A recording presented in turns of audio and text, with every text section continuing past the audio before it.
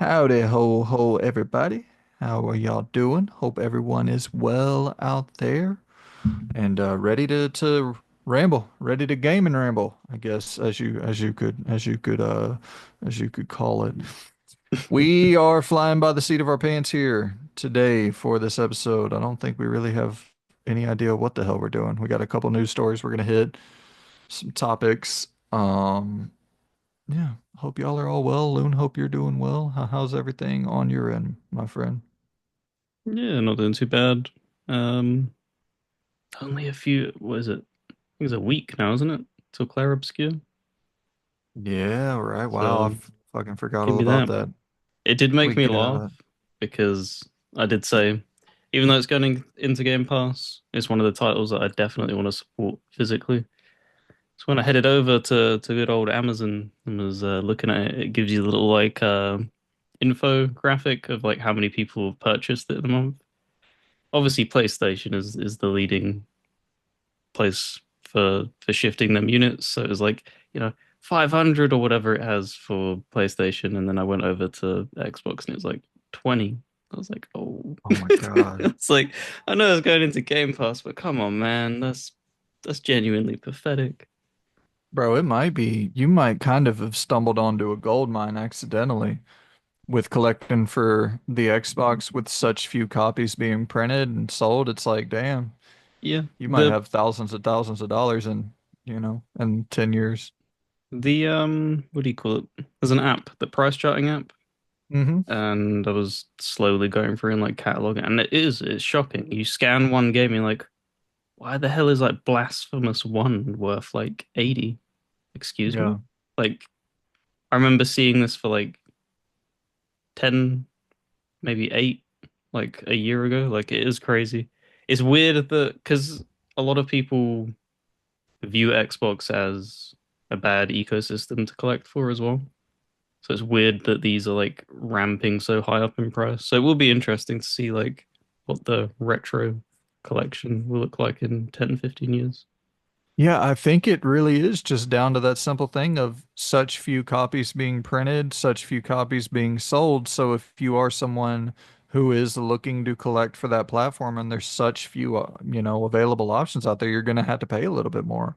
Mm. And so it's like, dude, in 10 years, if you hold on to that, who knows what the hell that could end up. I mean, it could be one or the other, you know what I mean? It's either going to be like, oh, damn, these Be a things are all going coaster for, or a yeah. poster. Yeah. Absolutely. Um, but yeah, guys, I know we've been doing these little intros to each episode for the long form folks, and yeah, we'll continue that today. Just a little behind the scenes peek into how the channel is performing. Um, let's see. So this week I'm really happy to see how well Beat It Backlog It Burn It is doing because it's such an easy thing to repeat and it's so enjoyable to do. You know what I mean? Like little games and little just random topics, and it's something we can kind of sit on for a bit as well. It's not something that I have to feel the urgency to rush out and immediately timestamp it, immediately get it out there in the news cycle. Um, and so that did really, really well so far.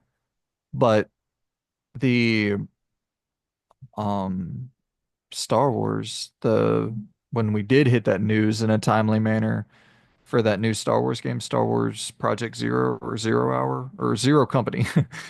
Um One of them. yeah, something with a zero in it. Whenever we hit that in a timely manner, man, had really, really good results with it. So Mm. I think that's going to kind of be our strategy with the news going forward. We're going to get in here and record, and whatever is happening that day is going to be what we report on. And if there's something that's really, really big that we didn't have time to record, we'll just throw that in as well. But going to try to record the news stuff in as timely a manner as possible. Yeah, I think that's the best way of doing it. Um, Sitting on stories and stuff like that and piling them up. We just obviously fall behind because everyone else beats us Yeah, to it. So it's like, so yeah, I think that's a good way of handling it. totally. Yeah, and I mean, if there's ever, like I told Luna a million times, if there's ever any way that we end up making enough money off this channel that we can fucking do this as a career, it'd be a joy to sit in here every day and fucking, you know, hit the news as it comes to us and do a long form show every day and cut it up Hmm. into chunks. But yeah, I overall the channel's I think this is a pretty solid week. Definitely not going to be covering The Last of Us anymore. Um, I totally fucking bombed. 146 views. I was like, oh my God, I think that might be the lowest performing video we've done in a really long time.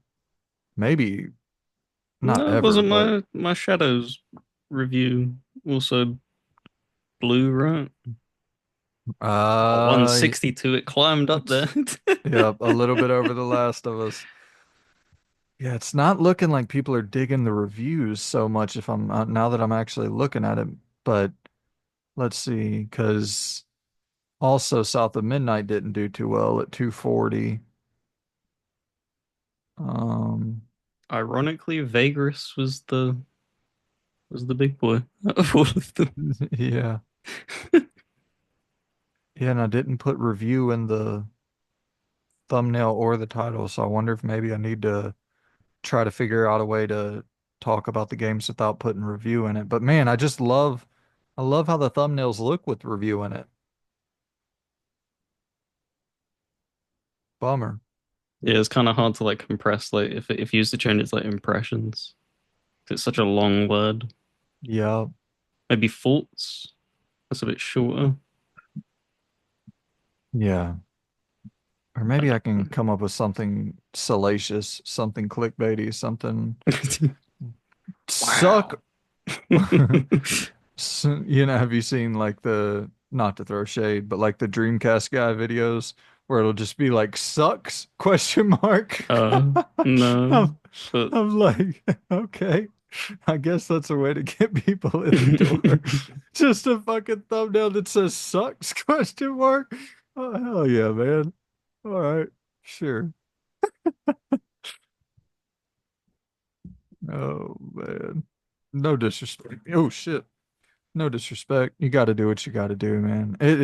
That's the thing is like, you know, you see people get all bent out of shape about clickbait, this, that, or the other. It's like, man, there's a lot worse ways to make money on this planet than than clickbait headlines or whatever.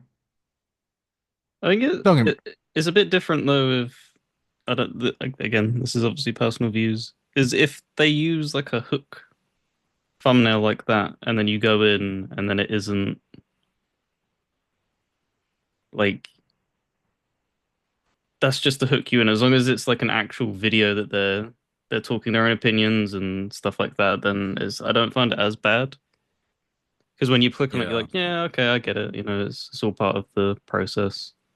That's how you get like that wider net cast, as it were. So like I don't it doesn't bother me at all. Yeah. I don't I mean, I don't really, it bums me out whenever it's like the lowest common denominator all the time, where it's like, oh, this entire channel is dedicated to anti-woke or woke, whatever. Like, if it's going to be that every single video, it's like, oh boy, you are trying to appeal to the stupidest fucking human on the planet. And I mean, but hey, it, dude, It here's the works. reality.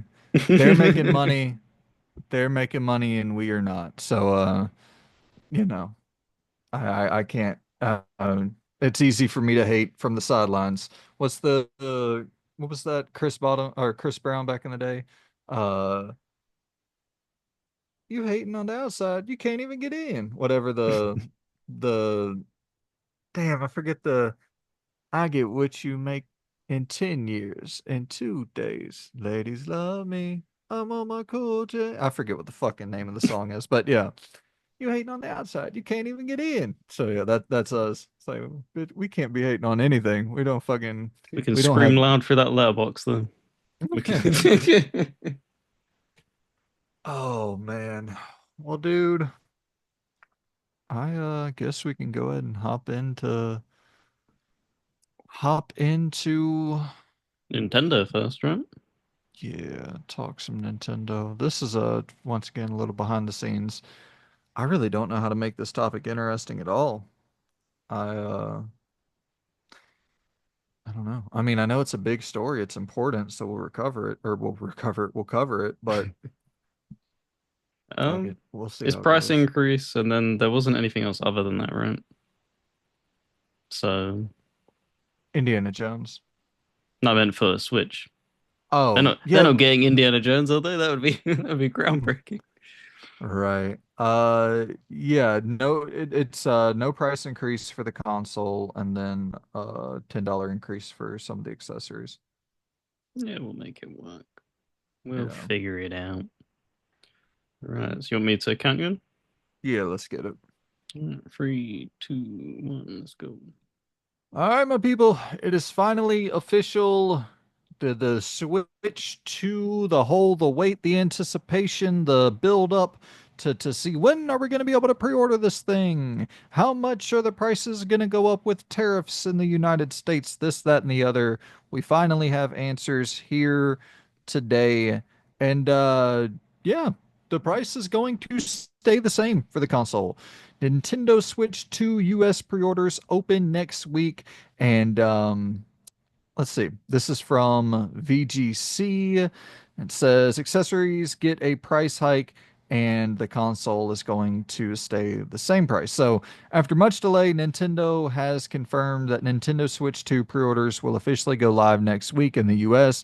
Nintendo has confirmed that after a delay caused by US economic uncertainty, Nintendo Switch 2 pre-orders in the US will go live on April 24th. While the console will remain the same price as previously announced, some accessories are set for a price increase, Nintendo said. Nintendo Switch 2 accessories will experience price adjustments for those announced on April 2nd due to changes in the market conditions, it said. Other adjustments to the price of any Nintendo product are also possible in the future depending on market conditions. The standard console pack will cost $449, while the Mario Kart bundle will retail for $499. These are the same prices as were first announced earlier this month. However, some Nintendo Switch 2 accessories are set to increase in price by as much as $10. The Nintendo Switch 2 Pro controller was originally announced at $79.99 and will now retail for $84.99. The Nintendo Switch 2 dock set will increase from the previously announced $109.99 to $119.99. Nintendo has also said that pricing for both physical and digital versions of Mario Kart World and Donkey Kong Bonanza will also remain unchanged at launch, a break from other regions, including the UK, wherein the physical version of the game will retail for more than the digital.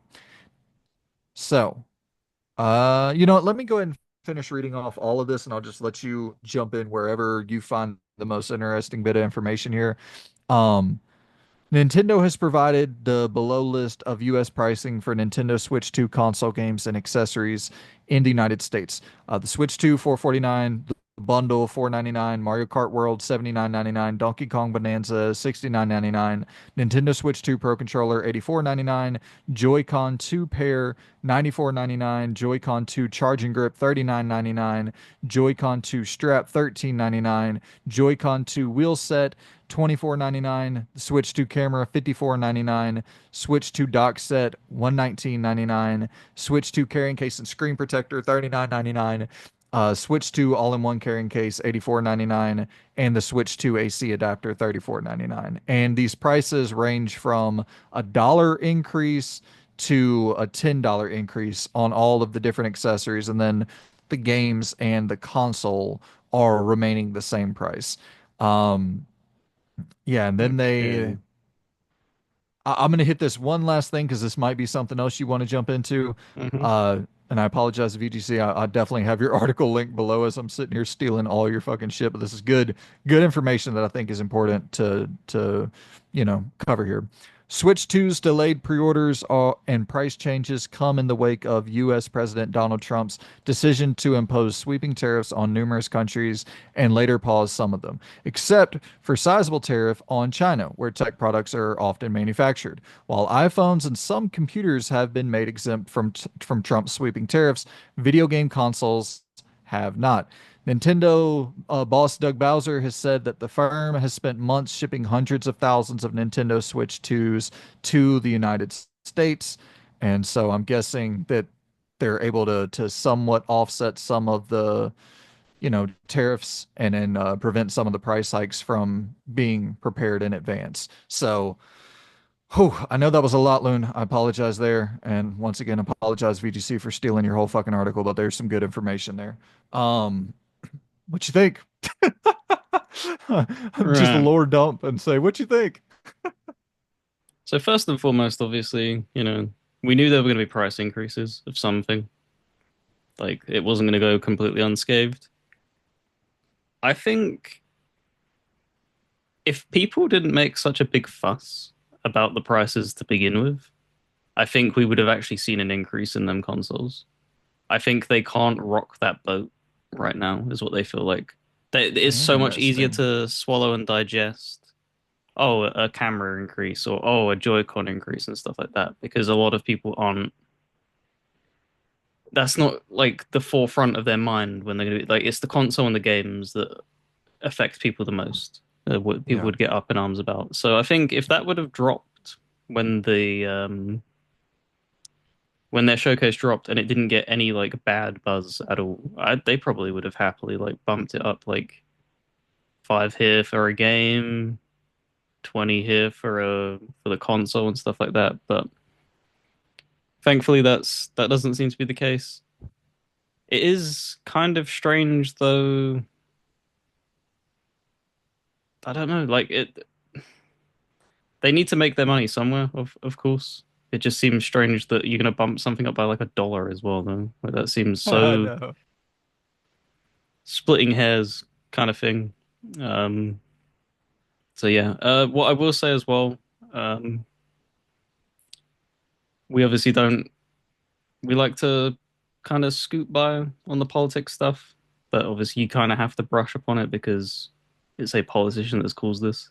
So he's kind of gone and thrown tariffs and then removed some and then gone more, and it's kind of a back and forth thing. So what I would warn people as well is don't be surprised if something else happens. Like it could be That's what I easily was. like yeah, a week from now he could turn around and go yeah, now we're putting 300%, and then it will force Nintendo's hand to be like all right, man, this is we will have to put prices up. Like it's that kind of thing. So take this with a grain of salt because things are very, very, very volatile right now. They're probably the most volatile they've ever been for like global trade. Yeah. I can't think back to a time in my life where it's been this, like I said, volatile. It's very strange. Yeah. It's absolutely insane. And like, once again, uh, people be like, oh, I'll fence sitter, this, that, and the other. Anytime someone tries to stray away from political conversation, I'm going to be completely real with you guys. The reason you're never going to hear much of my political opinion on this channel is because I'm a fucking moron. And if you're taking political opinions from me, that's the thing with the internet. It's like we we gotta fucking start picking and choosing a little bit better who we're taking political opinions from. Like, guys, I promise you, a lot of the people you hear talking politics nonstop on podcasts and on Twitter and on the are fucking morons. You know how I know that? I'm one of those fucking morons. I can identify a moron when I see a moron. So I'm going to try my best to never spout my political bullshit your way because you shouldn't listen to me because I'm a fucking moron. I'm talking about video games. With that being said, obviously, all of this is being affected by politics, and all of this has to do directly with politics. So it's impossible to avoid politics when talking about this. Um, I, it does seem so, once again, from a moron's perspective, it seems so willy-nilly, the whole tariff situation, where it's like, okay, we're throwing this tariff out. Now we're going to pull it back, and now we're going to dangle it a little bit more, and we're going to throw it back out there. Now we're going to increase it. Now we're going to drop it. Now we're going to 10%, 20%. Oh, at 300% now. And it's like, all right, let's like, if we're going to increase it, let's pick a lane and just stick there. Or if we're not going to increase it, let's pick that lane and stick there. But like all this faking and pivoting, and then maybe that is the whole art of the deal or whatever the fuck I've, it's Trump's. it's just he's a very, especially as a businessman, he watches how reactionary other countries are. That's why he's doing it. That is it. He's seeing who will panic, therefore, them countries that panic, you can kind of target them. Because if they're being that quick, that's why China didn't care. They threw tariffs on them. It was like, all right, they did it again. Okay, they're not going to budge. Like everyone, it's not just the US. Everyone relies on them to make Yeah. most things. Like, yeah, they need us as well, but they have a lot more of the cards than what people give them credit for. Like we Oh, no China? country, no country on this earth other than China right now has like the production capabilities to meet everyone's demand. That's why No. they are in the situation that they are. So you can throw what you want on them, they can just ride it out for the most Yeah. part. Well, and it's the thing too where unfortunately, like, and once again, golly, it this is I it makes my skin crawl even trying to talk about this because I'm like, here we fucking go. My dumbass. Well, what the hell am I? What's going to come out of my dumbass mouth about some shit I don't understand at all? But from my point of view, from my very uneducated point of view, it seems like a lot of the manufacturing work, a lot of those jobs in China, like are under horrible, horrible working conditions. And like we want to bring all those jobs back to America, but we can't work our people like that. Like that we have laws preventing people from working, 100 hours a week and under these really rigid conditions. And so like what's gonna happen is if we do ever get because we're not even in a place in terms of the infrastructure in America to bring those jobs No one from is. That's the yeah. thing. No, because everybody has outsourced it. The thing that kind of like would easily put this into like perspective for a lot of people is it's been like that across, it's not even just production for like the goods. Even just like, for instance, like Jackie Chan when he came over to America and he wanted to do all of the acting over here. Obviously, like Hollywood's massive, that's where you want to be. And when he was doing like the Rush Hour movies and stuff, they kept cutting him short. He is such a like he's like, no, we'll shoot more, and they're like, no, we can't. Yeah. Like, we're not paying you overtime, dude. You clock in here and you end here. And he's like, no, I want to do more. And they're like, no, the union won't let us. Right. So that's the kind of difference of like what I'm trying to get at is if you were to bring production over here, people wouldn't be able to even meet the output, most likely, because you're not over in China. It's probably much more, they probably work like 15 hours, so barely sleeping, barely like it's inhumane. That's Yeah. what I'll say, and it's something that you can't replicate in a country where they're a consumer. There's a big difference, if that makes sense. I don't think Right. you can ask that of say American people because they're not going to do it. Yeah, I mean, there's so many laws Yeah. preventing stuff like that from happening in America. And I mean, it's the thing too where let's just say for some crazy scenario you do that. Well, now you're paying these American workers out the fucking ass to work overtime because there's laws that require overtime pay for a certain. So, like, yeah, I mean, there are people who work on oil rigs or people who work, construction work, whatever, real hard fucking work where you could end up in a situation where you're working 14 hours in a day. Nurses, where you're working crazy long hours. But once you go over that 8 hour mark or whatever, like your overtime pay hits the fucking, like people look forward to crossing that 8 hours because like, oh, now you're paying me fucking double. And so that's why we can get products so cheap from China is because we don't have to account for a lot of that. From my point of view, it seems like we don't have to account for all of the excess pay and like if that same product is made in America, it's going to be made for exorbitantly more expensive, for the employee pay, for all of the production rates are going to go through the roof. So it's like And them we're going to companies be aren't going paying to more take as the consumer. Because I was about to say the companies aren't going to take that hit. If they're charging like this is a hypothetical. If they're charging them like $1 an hour in China, Y'all see you're not what? going to pay $1 an hour in America. That's you can't live off of that. So Exactly. if they're charging say 15 an hour and they're having to then okay, that's money out of the producer's pocket that they're gonna have to then charge on top of the product that you're gonna be paying for.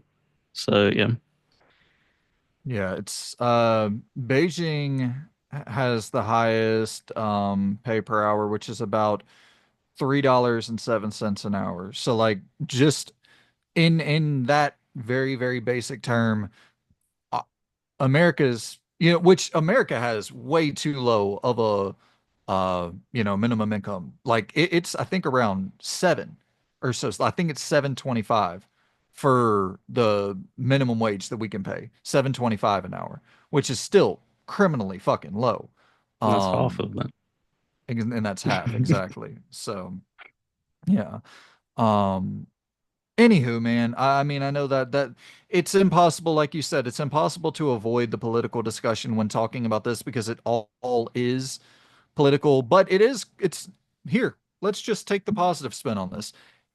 This is fucking awesome. Like it's great that the price is staying the same for the console. I mean, I gotta be real, I was not expecting that at all.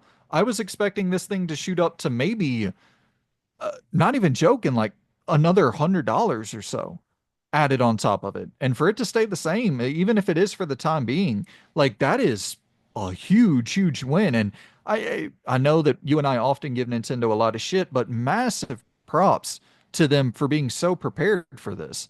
And, saying that they were shipping hundreds of thousands of these units in advance to be prepared for these tariffs when they hit, to already have them shipped without having to really deal with the increased cost for this round, like you Oh, yeah, said, that's what I was production about to later say. on. Yeah, that's what we need to keep in mind is that they've done that this time. Obviously, they can only get a certain a number of units up.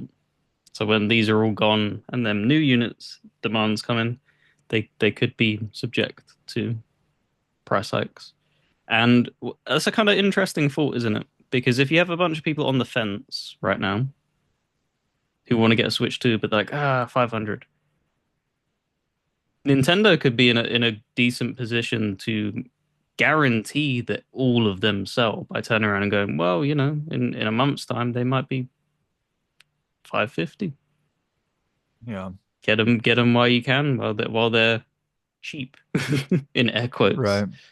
So yeah, it's very bizarre. But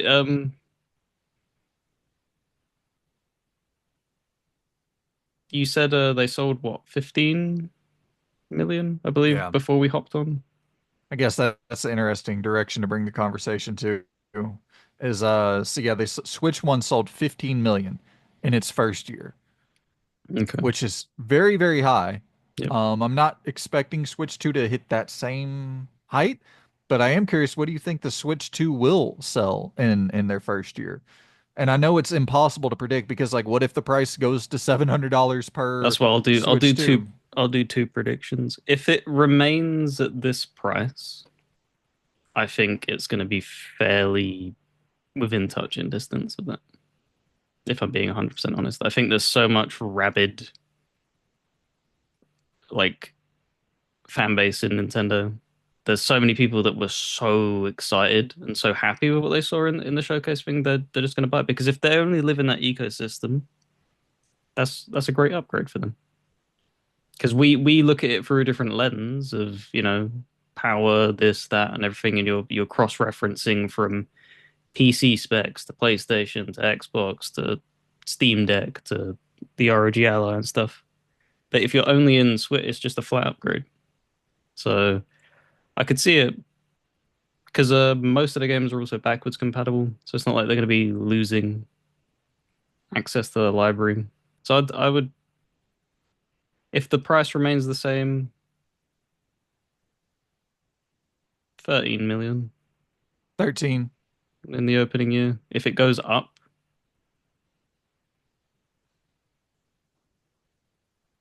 I don't think it will breach double figures. I think, Oh especially if it keeps wow. going up, Yeah. I because that's worldwide units, right? I'm assuming I 15 million, or believe is that so. that can't just be US? That would be Yeah, crazy. I'm pretty positive that that's worldwide. Because I'll obviously look it all up of real quick. these prices vary from region to region. So if things are getting hiked, people are just going to wait. Some people, Yeah, 13 million year one worldwide. yeah, So you're saying, hold up, no, that's not right. Yeah, 15 million worldwide year one. Um, yeah, 15 million worldwide year one. So you're saying 13 million worldwide year one for Switch 2 if prices stay the same as they and are right around like now. Yeah, eight, nine or 9 million if they rise. I think that's I don't even really have a lot to add to that. I don't think you can get much better of a prediction than that. I'd probably be right there with you. I don't think it's going to hit quite the same highs as Switch 1. Like I don't think it'll hit 15 million. Um, because there's not you got to also understand how stacked the Switch One's lineup was in year one. You had Mario Odyssey, you had a Mario Kart 8, which was a Wii U game, but it was really found its success on Switch One, and then you had Breath of the Wild all year one. You know what I mean? Like that was a great. You had what a lot of people consider the best game of the generation last year with Breath of the Wild. Then you had one of the top 10 best games of the generation with Mario Odyssey. And then you had one of the top 10 best selling games of the generation with Mario Kart 8 in 1 year. Like it's hard. It's going to be so hard to hit those heights again. So I think I'm kind of right there in line with you. I do think I think the Switch 2 will go on to sell 100 plus million units. Yeah, You know, easy. I think, yeah. So we'll Yeah, see what happens. I do think there could be some production issues, and maybe I think that might be the biggest uphill battle, kind of similar to PS5 Series X year one, especially with the situation we're in right now with tariffs and all that, where it's just hard to get one, so it's limited in terms of supply. But yeah, really interesting times, man. So I saved up money for the Switch too because I was unsure. It's like, whenever we were going in and watching that first reveal event and seeing what was going to be on offer, what exclusive games were there. Like, do I really have to buy one of these things? And I'm kind of at that point where I'm like, yeah, I definitely don't have to buy one of these. There's nothing exclusively for like they didn't show Astral Chain 2 or Eternal Darkness remake or fucking Resident Evil Code Veronica exclusively on the Switch too. Like they didn't pull anything like that off that was particularly for me. Dusk Bloods, I know is it's going to get a lot of FromSoft fans in the door, but as a non-FromSoft guy, there wasn't really anything there for me for that price point. If it was like 299 like the original Switch, yeah, fuck it, whatever. But 450, that's a stretch with some $80 games and all that. But so I'm thinking it's like I don't really know what the hell I I got this money just kind of sitting there, and I was kind of thinking maybe I'd go and I, kind of debating on waiting for that Xbox handheld, seeing what that offers up. But I was also looking at the ROG Ally.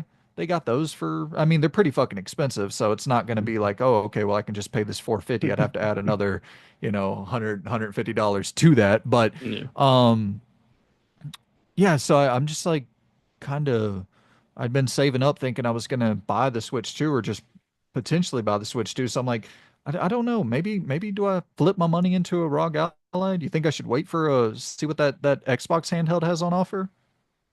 yeah. As it's fairly, it's leaked to be relatively soon. The real, Yeah. I think it'd make sense to at least see what that option is. But yeah, that ROG Ally is meant to be pretty good for what it Yeah. is. Obviously, even the Steam Deck is it's not a bad unit to like Yeah, you game on know, and stuff. It has good like emulation quality as well. The the reason I actually am gonna go with a ROG Ally over the Steam Deck is because I can you can just go in and buy them at Best Buy, and you can't do that with the Steam Deck, which is kind of wild. But like you can just over here, you can walk into a Best Buy and pick up a damn ROG Ally, and then if it's because I know that everybody has issues with PC shit, so like if I do run into an issue and for whatever reason games are annoying as fuck to configure for it and I'm tinkering with settings and just doing all that dumbass shit, I'll just take it back. Um, and like I go into my Best Buy all the time. I buy so much stupid fucking tech that barely fucking works and I got to take it back. So they're familiar with me. But I Oh, he's bought back a again. dude, I've bought so much shit from there. Where do I have it? Um, I don't know where I put it, but I got a capture card from there that I still haven't fucking used. I barely works with my internet. It's like I bought a what is it, like a Stream Deck thing that I was going to be able to plug like the XLR cable in for the microphone to get better audio and all this shit that doesn't fucking work and I hate technology, dude. I hate it. I only like the software. I hate everything about hardware. Love the software. Anywho, we're just rambling at this point. Jesus Christ. The Switch 2, it's gonna cost what it was gonna cost. How about that Unless for it's your the head? accessories. There you go. That's what I'll title the video. The Switch 2 is going to cost what it was going to cost, dot, dot, dot, except for the accessories. Those will cost more. We appreciate you for tuning in, and we'll see you sometime very soon. Stay tuned. Subscribe if you feel so inclined. Goodbye. See you later. Oh man, I'm delirious. Yeah, I'm meant to be Deliriously. the tired one. I didn't sleep for shit either, bro. Uh, I never sleep for shit, but yeah, last night was particularly awful. I ate fucking, I've been eating baked potatoes like a maniac. I'm trying to get down to I'm 230 right now. I've lost about 20 pounds this year. Well, let me be real. I lost fucking 10 pounds this year. I lost 10 pounds in the hospital with a hole in my esophagus. There was really nothing I could do but lose weight at that point. But then on top of that, I lost another 10 pounds, which was actually, it took effort to do that. So I'm down to 230. I want to I would really like to get to 210 and just lock in, stay at 210 um, for the rest of my life would be wonderful. But yesterday I ate a buttercream chocolate chip cookie. So it's two chocolate chip cookies with this buttercream fucking icing in the middle. Killed that fucking thing. And boy, I ate it kind of late. I could not sleep at all. I was just wired with energy. Oh man. Fucking life. It's like food is unbelievable, man. I wake up in the morning every day and I'm like, yes, 0 calories. I get what do I want to feast on today? It's so nice. It's so crazy when you get older too, because like when I was younger, I never thought about food like that. Like I never woke up looking forward to food. What the how does that happen? You get older and it's like, I don't know. It's just looking forward to food. Like, what? Get your fucking shit together. What the We're hell, man? getting Fuck. old, man. We're getting old. That's I what it is. swear, dude. I wonder, like, because I know the audience that we have, it's kind of interesting. Most of the audience we have is actually older than me. And I wonder, I don't know why that is, which is, it's cool. I've always kind of, my whole life, I've pretty much hung out with only older people who were older than me. And like, I don't know. I've always related people like at 30, I feel fucking 60. When I was 20, I felt 40. So I mean, I guess maybe there's something that I complain like an old ass man and I always have. But yeah, so my fellow old folks out there, let me know, is that normal?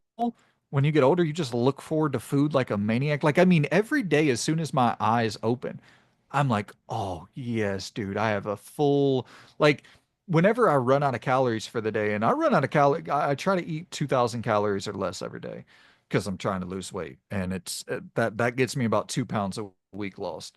Um, but whenever I have those zero fresh calories in the morning, I'm like, oh my God, this is heaven.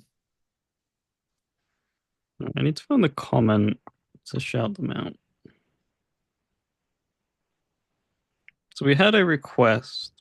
about doing Game Pass editions and PlayStation, is it Plus, right? Yeah, PlayStation Plus. Um, just covering the catalog drops. And I thought while you're sitting there doing the timestamps and stuff, as you do in Right. between the stuff, I could hit upon that. It was Ryan Tapke. I hope I'm saying that right. Um, so I've gone and compiled it. So what I did was, let me get the document up.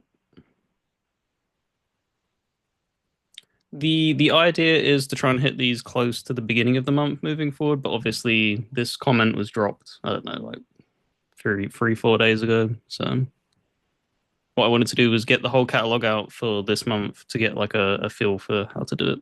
So for Xbox side, we have on April 15th, you can play GTA, and that's both GTA 5, Xbox One, and Series X for standard and ultimate and PC. Hunt Showdown is available already on Ultimate, but it will be now available on PC Game Pass. April 16th, Neon White for Ultimate is already in there, but it's now added to Standard. That's a Series SX title. Same day, so April 16th, SpongeBob SquarePants, the Patrick Star game for Standard Ultimate PC Game Pass. April 17th, Tempopo for Standard. I'm not sure what that is. I saw it get added because obviously it's the 18th now. So I'm not sure what kind of game that is. And the same day, April 17th, was a Crime Scene Cleaner for Ultimate and PC Game Pass. The most anticipated game for me this year, coming out for Game Pass, Expedition 33, Clair Obscur. That's on the 24th for Ultimate and PC Game Pass. I wonder if that'll have a separate stack for achievements or if that'll be combined into one. April 29th, Towerborn for Ultimate and PC Game Pass. And then May 1st, Anno 1800 for Standard, Ultimate, and PC Game Pass, along with, weirdly enough, I thought this was already in the catalog, but apparently not. Call of Duty Modern Warfare 2, that's the 2022 version for Ultimate and PC Game Pass, and Dredge, Standard, Ultimate, and PC Game Pass. So that's leading up to May 1st. And then what we'll try and do is hit them at the beginning of each month. Probably won't do these every episode because that'd be kind of draining to try and keep up and rehash that. So if you want to know what them titles are, make sure to check out whatever Rambling Radio, I think is what we called it. Whatever one is closest to the beginning of the month. And so for the departures, so these all leave on the 30th of April. Is Have a Nice Death, Kona 2, Broom, Sniper Elite 5, The Last Case of Benedict Fox, Thirsty Suitors, and The Rewinder. So that totals as 11 arrivals and 6 departures. Because what I thought would be interesting is seeing how many titles are overall entering and leaving the service. Because I see a lot of people say, "Oh, loads of games are leaving, and we get barely any arrivals." So that's almost, you know, it's almost 12, almost double that are arriving rather than departing. Then we head over to PlayStation.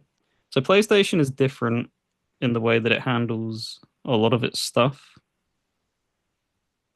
Because I think if I'm obviously not a PlayStation player, but from the information that I gathered, I think everything enters on PlayStation Extra and Premium on the 15th and leaves on the 15th of each month, unless it is a day one drop, which they are doing more and more of nowadays.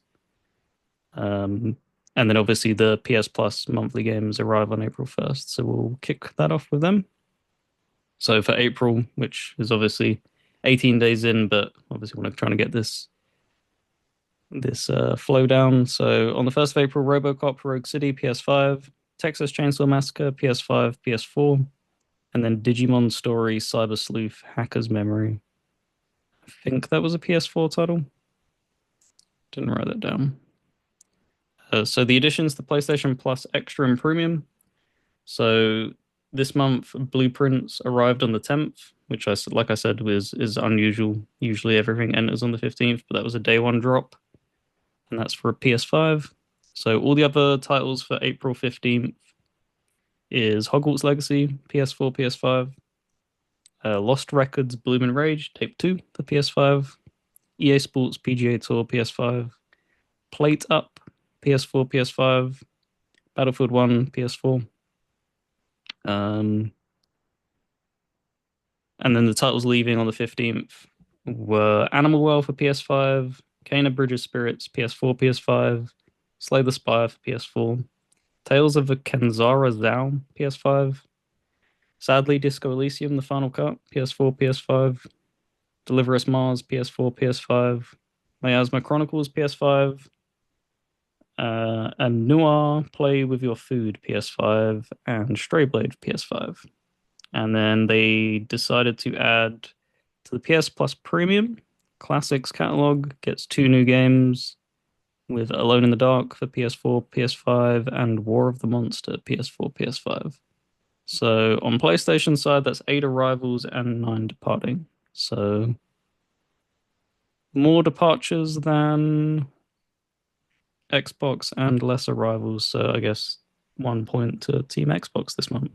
So it'd be interesting to see how many more points that they can score. I thought that would be kind of interesting and to fill this gap, giving you guys a little bit of information. But yeah, thank you for that suggestion, Ryan. I will try to do this each month. It's obviously a lot of information, so forgive me if it's late sometimes. But yep, go ahead and pause this, and we'll get back to you.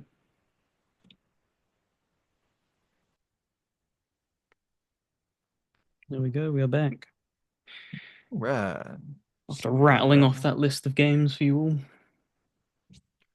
Oh, shit, I think I accidentally published that too soon. What was that? I think it was still waiting on the HD version. Hold on. Let's see. I mean, it doesn't matter. It's up. It Well, ain't yeah, it's a nothing I can do about Switch. it now. Everyone's used to 480p. Everyone's No, okay, we're good. It's at 1080. All right. Oh, it's just waiting on ads to see if it's approved for ads, which I don't really give a fuck about that. I just want to be first. I don't want to. Uh, it seems like, yeah, there's actually a lot of people already covering it. Um, let's see if there's any good thumbnails I can, or not thumbnails, headlines like titles that maybe I could take from one of these people. Yeah, that's like such a part of the game where if you can grab that good clickable title, um, nah, fuck it, we'll leave it for now. I just titled it "The Switch 2 will remain at 4.99 in the U.S., comma for now, dot dot dot dot, and then plus pre-orders begin next week." I mean, that's about as unclickbaity as it gets, but oh well. Well, I don't want to. I'm seeing a lot of people do like price increases question mark exclamation point. It's like, Mm, I get it. It is a price increase technically, and you but you it's can but it's for their fucking controllers and stuff, guys. You know what you're right. doing. You know what you're doing. Yeah. Yeah. I don't I know a lot of people hate Nintendo and I get it, but I kind of don't really understand a lot of the backlash for Nintendo on on the console specifically. On the games, I get it. On the console specifically, it's like, dude, this is cheaper than a PS5 and a Series X, and it's handheld. Yeah, but what was the Switch one's launch price? I think 300. So that's the big uproar thing.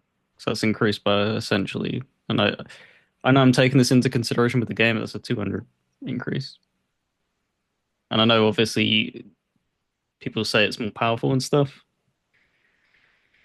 It's kind of the thing like with what happened with when the PlayStation 3 launched at a much higher price and stuff like that. You can argue it's more powerful all you want, but anytime there's a hike up in a price, because people just expect that it was going to be 300 from Nintendo Yeah. moving forward, even though, technology progresses, and the same with like that's why there was such a big shock with the PS5 Pro. Yeah. There's a big difference between 700 and fucking 450, but I mean, I get it. That things are just expensive as fuck in general, and none of us are getting paid nearly enough to be able to afford all this expensive ass shit we're being thrown. So I totally get it. I'm definitely never going to be the Nintendo sympathizer, but I think the outrage over the game prices, I get that, but the console, I Mhm. mean, dude, it's less expensive than a lot of fucking Steam Decks and ROG Allies, and equally powerful in certain instances. So it is what it is. But um, yeah, Indiana Jones, right? Yep. Let me count you in. Yeah, let's get it. 3, 2, 1, let's go. Indiana Jones. Seems like old Phil Spencer is teasing that Indiana Jones is going to maybe become a franchise for Xbox Loan. How are you feeling about Machine Games getting back to work on some more Indiana Jones? What a cruel question to ask right off the bat, knowing my feelings on the game and stuff. Ah, it's hard. It's hard for me as somebody who very, very much loves them Wolfenstein games, and knowing that it's amazing. It's great that obviously it was a very big success for them. It's probably their biggest. It must have done more numbers than Wolfenstein in its like opening year, I'd assume. It's going to end up I, selling. Do you I reckon? don't know actually. Like Do you that's know? that's really an interesting question because like in terms of Steam numbers, I don't think neither are great for Wolfenstein or Indiana Jones, but like I think it's a little bit lower in terms of peak concurrent players, which that doesn't necessarily that's not the end all be all. Um, it's really I wonder how it's going to do on PS5. I guess that could be the determining factor of overall sales, but Wolfenstein was available on PS5 as well. But I think that action adventure sort of game is more PlayStation audience centric than a first person shooter. That's me just kind of theorizing though. I think as well, the reason why I could see it shipping more, even though they've kind of botched that physical release, I know that's important for PlayStation players, more so than Yeah. Xbox. Yeah. There's something about something being tied down to a platform that you can't have for even if it's just a short period of time. And then when you finally get it, there's kind of that rabidness. Because like if they turned around and was like, yeah, Starfield's launching in August of this year, dude, that would fly Yes. off shelves because they would print a physical for it, and it would because even like Indiana Jones, Forza Horizon 5, they're topping the pre-order charts digitally on the PlayStation Store. It's selling more than anything else that they've got on them stores. Yeah. So that's why I'm thinking it probably will it will edge it in the long run Yeah. than the Wolfenstein games, because when you make that like scarcity in the beginning and you build up hype and you have an entire platform that had to watch people enjoy that game, you kind of get them anticipating, oh, when's it coming to PlayStation? And obviously now that it's been announced, I could see that shifting a ton of copies on PlayStation. I think it's going to Yeah. shock people how many that actually does end up selling. Yeah. And it's also interesting, like that only lasts for so long. Have you Hmm. noticed that where whenever Spider-Man wasn't on PC and then it ends up getting ported to PC a few years later, whatever, I mean, people were buying that thing in droves. But then Spider-Man Miles Morales less so, and then Spider-Man 2 even less so. So it's like, how long is that allure going to last? probably another year or so, and then it seems to cap off. That kind of seems to be the trajectory. Although, so I mean, we can go in so many different directions. We'll just stay here for now, but I think that if they do an Indiana Jones and the Great Circle 2, which I know that won't be the name, but whatever The Great subheading, Triangle. yeah, the great shape, whatever great shape they choose for the next game, I think it'll be PS6 day one, right? Like I think it'll be the same thing as Doom. It'll be the same thing as, you know, what's the other game that they're publishing this year? Outer Worlds 2. I would assume it'll just be PS6 day one at that point. Um, I don't know.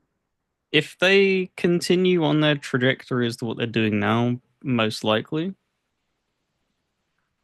or if they choose to go down a little bit more of an aggressive route. Because, like I said, I'm still in like split on like what on earth like their commercial identity is, if that makes like sense as like a way of describing it, like how they position themselves when that console drops, whenever that is, if it's supposed PC whatever thing hybrid. Um, it's going to all depend on how aggressively they chase, or if they're just literally going to concede and just be the good guys, if that makes sense. Because if they just concede it, then yeah, that will easily go everywhere day one. I think it's going to be a situation where if the console comes out the gate firing on all cylinders, selling like hotcakes, you know, tens of millions of people buying it year one, then they're going back to exclusives for sure. And if not, then they're going to keep, you know, if it's still struggling to sell in kind of a similar Xbox One Series X trajectory, then they'll keep doing what they're doing now, where they put everything multi-platform. That would be my prediction. Yeah, because that's what I'm not saying that's going to happen, but that's kind of like why I can kind of see why they want to test the water at the same time as the putting games on PlayStation, because it was the thing that I've spoke about before of like giving them the hit, as it were, giving them Forza Horizon 5 this late in its life cycle. Like it's not going to shift any more copies on Xbox. It doesn't do them any damage, really, in No. the grand scheme of things. But what it does do is it plants that seed of PlayStation doesn't have this type of game. So when Forza Horizon 6 comes out, they can dangle that in front. And if it's been that enticing to, if there's, you have racing fans, people just play racing games. And if they play that and they absolutely love it, that could be the difference between them being like, okay, I will buy an Xbox and jump Yeah. into thingy, or I will, because that's the thing, they've removed the huge barrier of entry as well, because you're talking about years into the future. Technology is always getting better and stronger, more infrastructure for internet being more and more stronger and stable and stuff. You're talking about them constantly investing in cloud and this and that, and just being able to pick up a device and play it and stuff like that. So they could easily just do that. So you'd buy it off your phone for all we know in like 5 years' time and just be able to play that way Hmm. and just bypass, because that's what it feels like that they're really targeting. They just want to be a complete jack of all trades. That's why they're probably targeting that PC thing. So Yeah. Yeah, it, I think we're decades away from cloud becoming what it will inevitably become. We know it at some point cloud is going to become a future. I don't know if the future is the right term, but a future without a doubt. It is not the present, it is not the near future, but it is going to be a future nonetheless. I guess I should give a little bit of details backing up while we're just talking about an Indiana Jones sequel, as if these two dudes are just like speculating a sequel is going to come without any sort of evidence to speculate based off of. So this is coming once again from VGC. Link will be in the description. Uh, Microsoft's gaming boss has hinted at a future for the Indiana Jones franchise within Xbox Game Studios following the positively received release of The Great Circle. Machine Games Indiana Jones and The Great Circle was released for Xbox and PC in December to positive reviews, amassing over 4 million players, according to Microsoft, with Machine Games currently working on DLC for the game and a PlayStation 5 version releasing this very week. Microsoft's Phil Spencer was asked by Variety whether the company has larger plans for Indie. He said, I will say we're really happy with Indy and the players and the reception. Spencer responded, we do think there's life in that franchise, and I'm just going to leave it at that. We're launching on PlayStation here pretty soon. I think that'll be a cool moment. He continued, I was really inspired by Machine Games taking someone else's IP and doing something so unique. And I'm inspired about what the team can do next. Certain people were kind of pushing them on the first person versus third person. And I think once you play it, you realize you are indie, meaning you are indie in first person. But going forward, I also want to give the teams the ability to do our I want to give the teams ability to do our own games and our own franchises. We have a lot of room to tell new stories as well, and I want to make sure that's an option for us. So, yeah, dude, I mean, him saying the quote where he was pretty much like, we do think that there's life left in this franchise, and I'm just going to leave it at that. It's like, yeah, that pretty confidently, in my opinion, I would assume that means something else is coming in the Indiana Jones universe. But I do think also it's an interesting idea to throw out there of could another Xbox first party team tackle the Indiana Jones IP? You know what I mean? Like if it's just something that they throw from Xbox first party studio to Xbox first party studio, I don't know if Machine Games would be too happy with that. I think they would probably like to make the sequel, but I'm assuming they're busy working on the next Wolfenstein or the next new IP or whatever as well. I think Machine Games has multiple studios, but what do you think about that? Like the potential for the coalition making a a fucking Indiana Jones game or Definitely not the coalition. Um, uh, that is interesting because it does get you've seen it in the past where it gets kind of muddied waters when you start passing around IP yeah, between things. It's different because I know people may draw the conclusion, oh, but Playground's making like a Fable game. Yeah, but Lionhead doesn't exist anymore. So there's no like going to be no internal conflict. It's what I would draw the comparison to is having, for instance, like Obsidian and Bethesda under the same roof. And the reason that Bethesda still isn't budging on them being able to make like a New Vegas 2 and stuff like that. So I would assume with the success, that does kind of give machine games a little bit of pull in being like, well, no, we want to make that. We don't want other people touching it. And because their evidence is we made it and it was a success, you're going to really run that risk and give it to, say, just an example here, Ninja Theory, you know? You're going to give it to Ninja Theory to make it? Like, no, you're not. And they could make it, but this is the yeah, thing they of like could.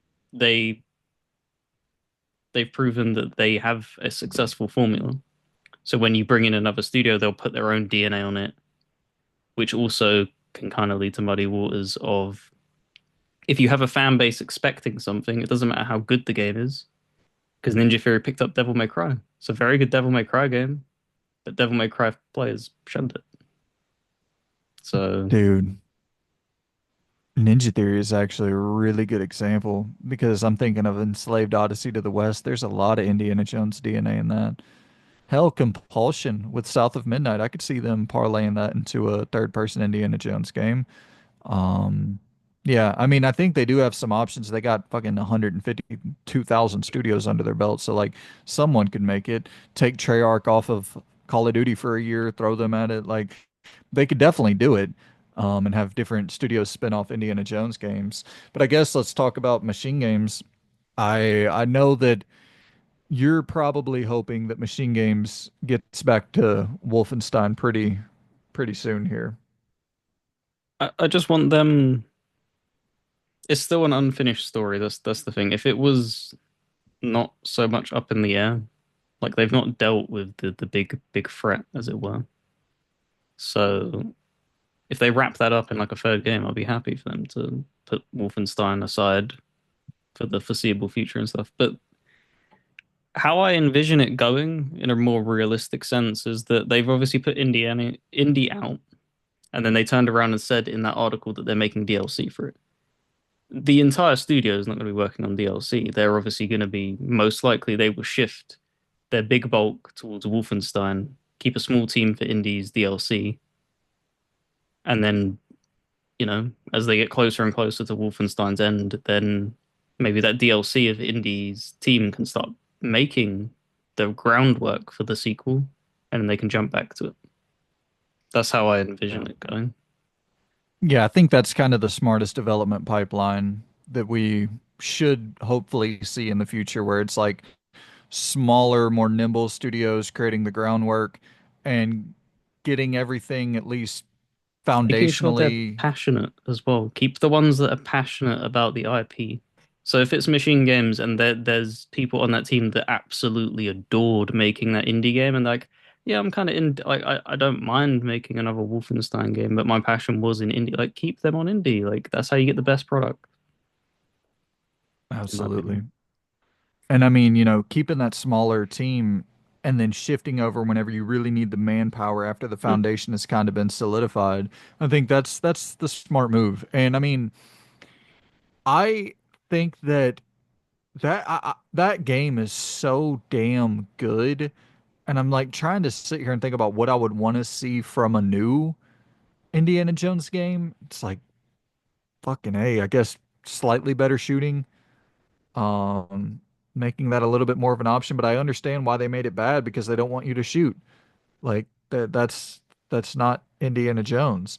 Um, and so I understand the decision they made there, but yeah, you should probably polish up the shooting a little bit for sure. Still make it to where it's not the first, second, or third option in battle, but giving it as at least a viable, competent option. And I just think about some of those moments, like not to spoil anything, but like the plane section, you know what I mean? In Indiana Jones and the Great Circle. I would love to see more moments like that. Just like little on rails set piece moments that feel like this big blockbuster. And there's a lot of them already in Indiana Jones and the Great Circle, but you can never, in my opinion, you can never go wrong with just cool ass bombastic uh I moments like that to really stand out. I think we'll get a much clearer picture as to where they want to take it when that DLC comes out. I think that'll lay the philosophy of where they're going to take it because that's usually what kind of happens is that you make a base game and when you release like a big DLC after it, it's usually you're building off of the things that players gave you feedback on. Oh, we really like this, we didn't really like that. We liked that, we didn't like that. And then they can kind of hone in on that. So I think hopefully they're open to listening to feedback, which I'm sure they are. And that DLC will show a little sneak glimpse as to what the sequel, assuming they make it, which is it's fairly heavily implied that they're interested in doing it. What that would entail. Yeah. Yeah, I another thing I want to kind of pick your brain on is, so let's say we are in this world of a new Indiana Jones game coming out within the next 4 or 5 years. That's going to be next console life cycle for sure. Mhm. If that is on PlayStation day one, do you think there's any do you think there's anybody at Machine Games right now going, okay, if we're putting this on PS6 day one, can we figure out how to get a third person mode in there for those maniacs who love their damn Uncharted's and Last of Us and Gods of War and Horizons and Spider-Mans and The only way that will happen is if they update the existing game. hmm, Is my guess. Otherwise, it's just design choice. If they don't add that as like a accessibility feature kind of thing, stuff like that. Because if there's any platform holder and team that like prioritize it is Xbox, they constantly trumpet their accessibility options and this, that, and that, and always giving players as many options as possible. So if they get to the end of that life cycle of the Great Circle game and they haven't added it as an option whatsoever, I'd highly doubt that they'll be doing that in a sequel. I so think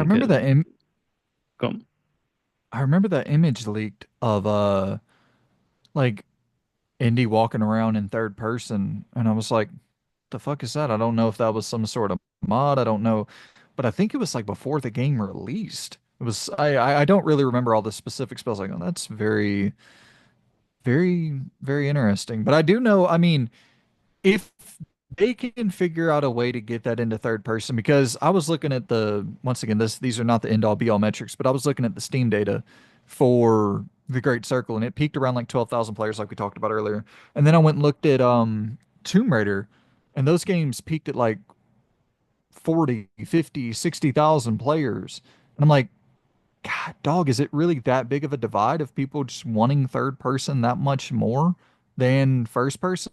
Because it's not, I mean, people will be like, well, Indiana Jones, the name doesn't carry any weight. It's like Tomb Raider doesn't fucking carry any weight either. Like in terms of Tomb Raider was dead for a long ass time before it came back with the reboot, just like Indiana Jones has been dead for a long ass time before it came back with the Great Circle in terms of being a high quality product.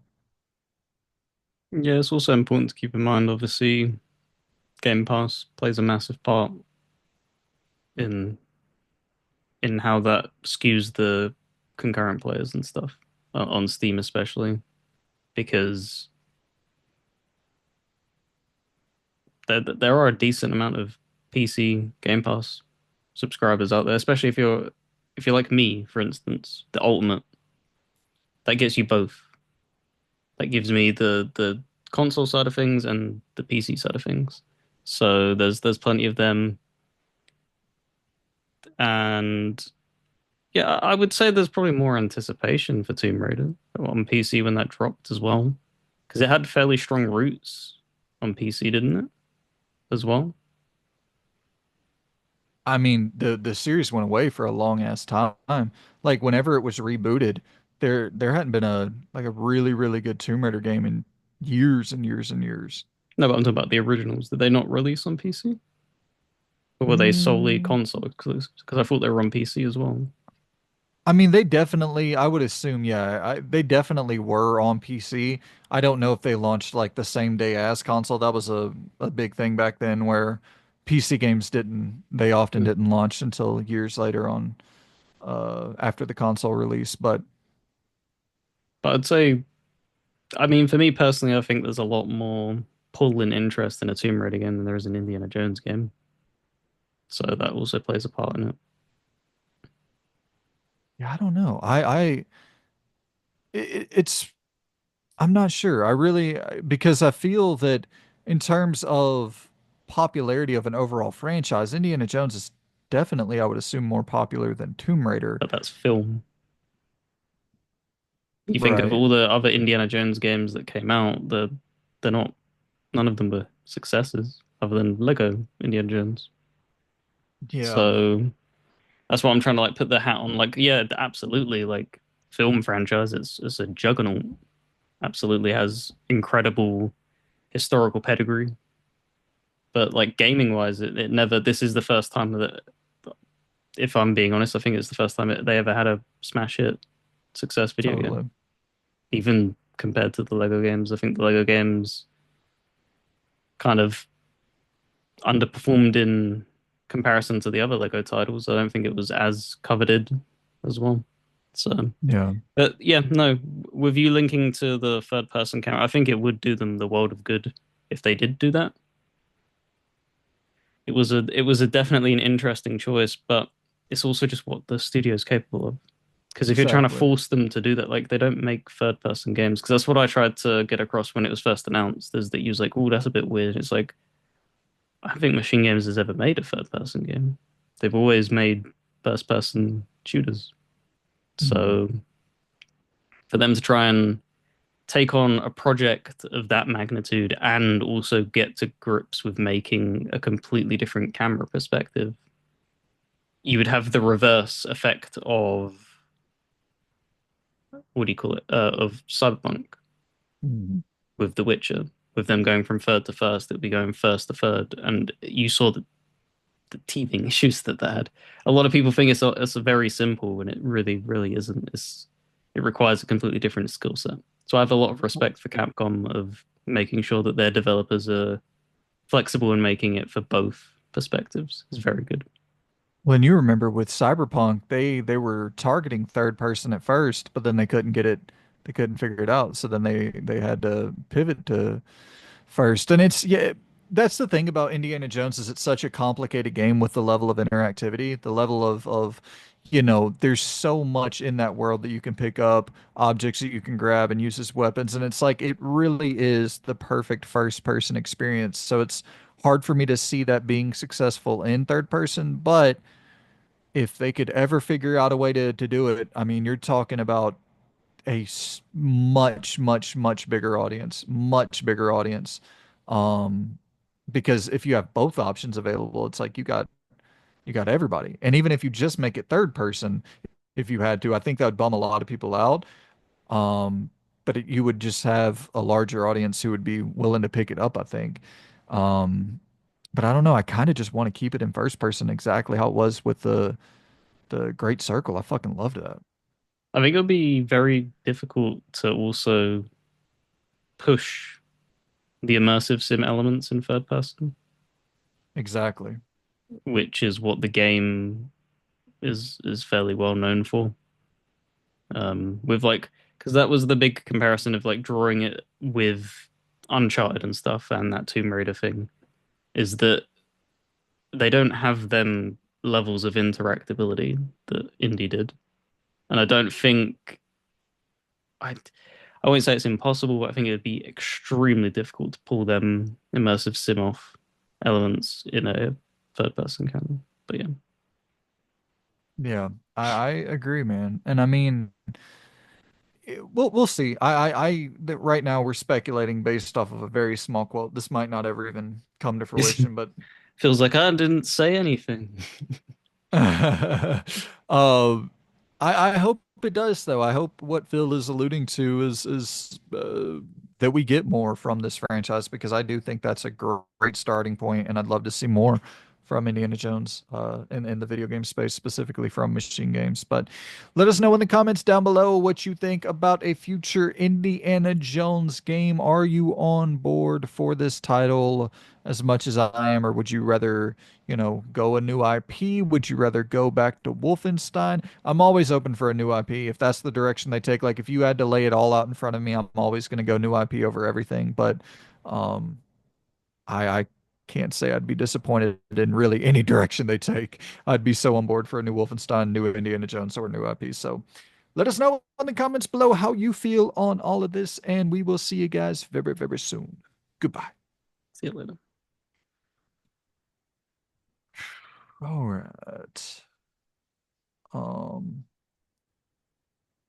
I can't find my damn notes that I took for the Overlooked Studios. Overlooked. There we go. Cool. Cool, cool, man. And you ain't got to worry about uploading that one immediately. We'll just get Oh, that I'm out in already like, oh, okay. Sounds good, man.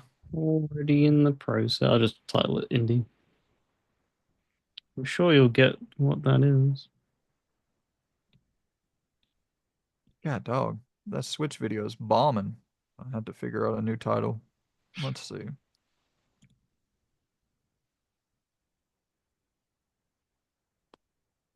I'm gonna quickly go to the toilet as well. Did you want me to pause the Zoom? No, fuck it. I'll talk to the people. Okay.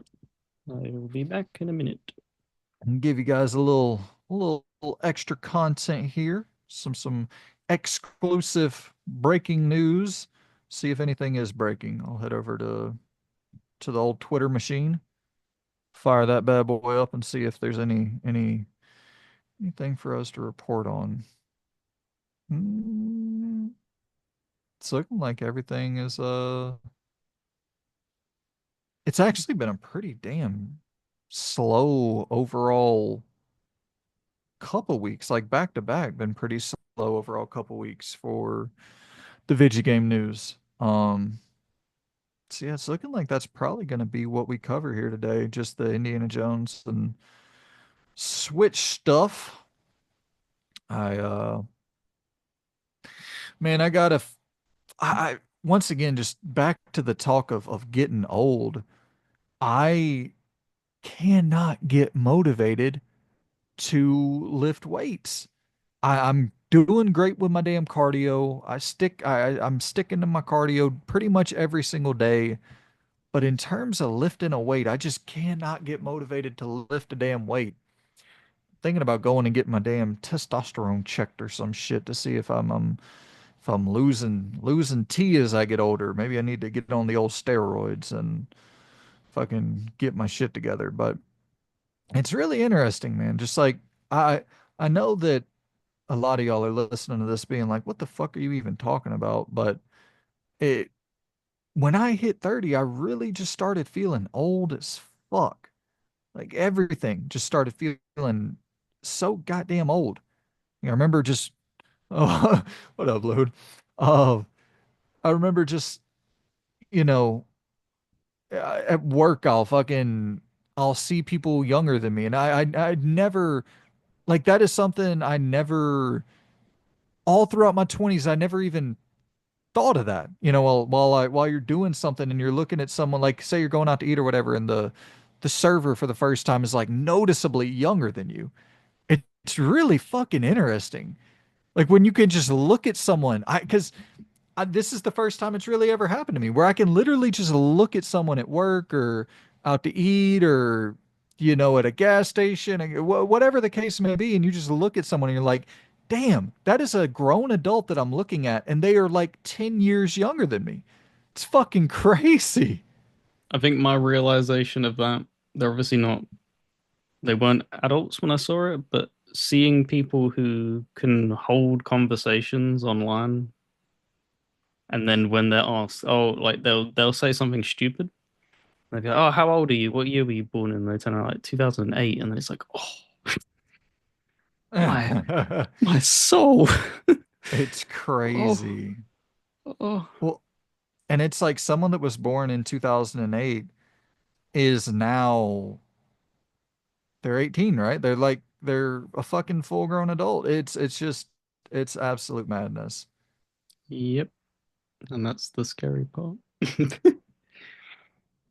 Mortality. I swear. But it's I'm okay because gonna these videos will last forever, guys. We'll hit the fans in the 2200s. it's I think about that a lot where it's gonna be cool one day when I'm like fucking 60 and I go back and it's like, oh dude, GTA 6 where Loon and I review GTA 6 or whatever whenever I'm in 40 When years you when I'm playing when GTA when you're 7. 70 and you're like, oh, GTA 7's just been announced with the trailer. Nostalgia. Oh man. Uh, I swear. so what topic did you want to hit next? Because I have like Uh 150 tabs open, so I can't remember what games go to what. what what was next up? Was next up the Overlook developers or Free dev teams that truly do not get enough love. I think that's this. perfect.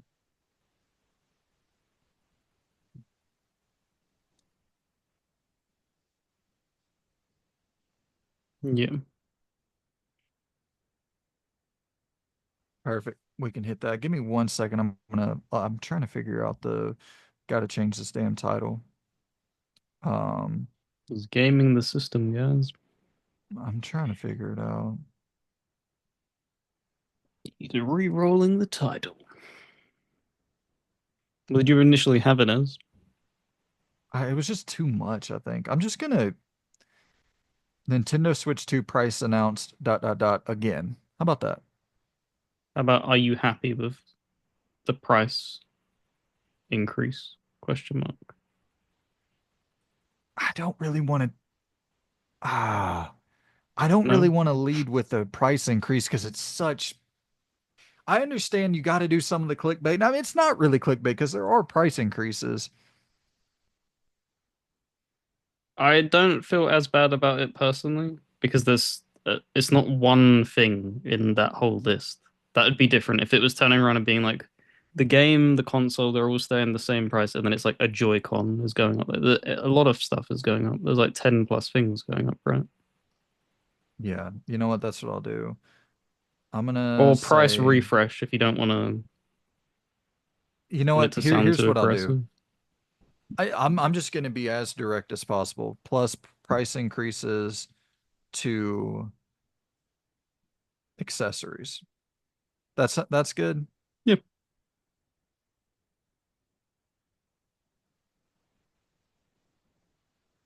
All we can do is try.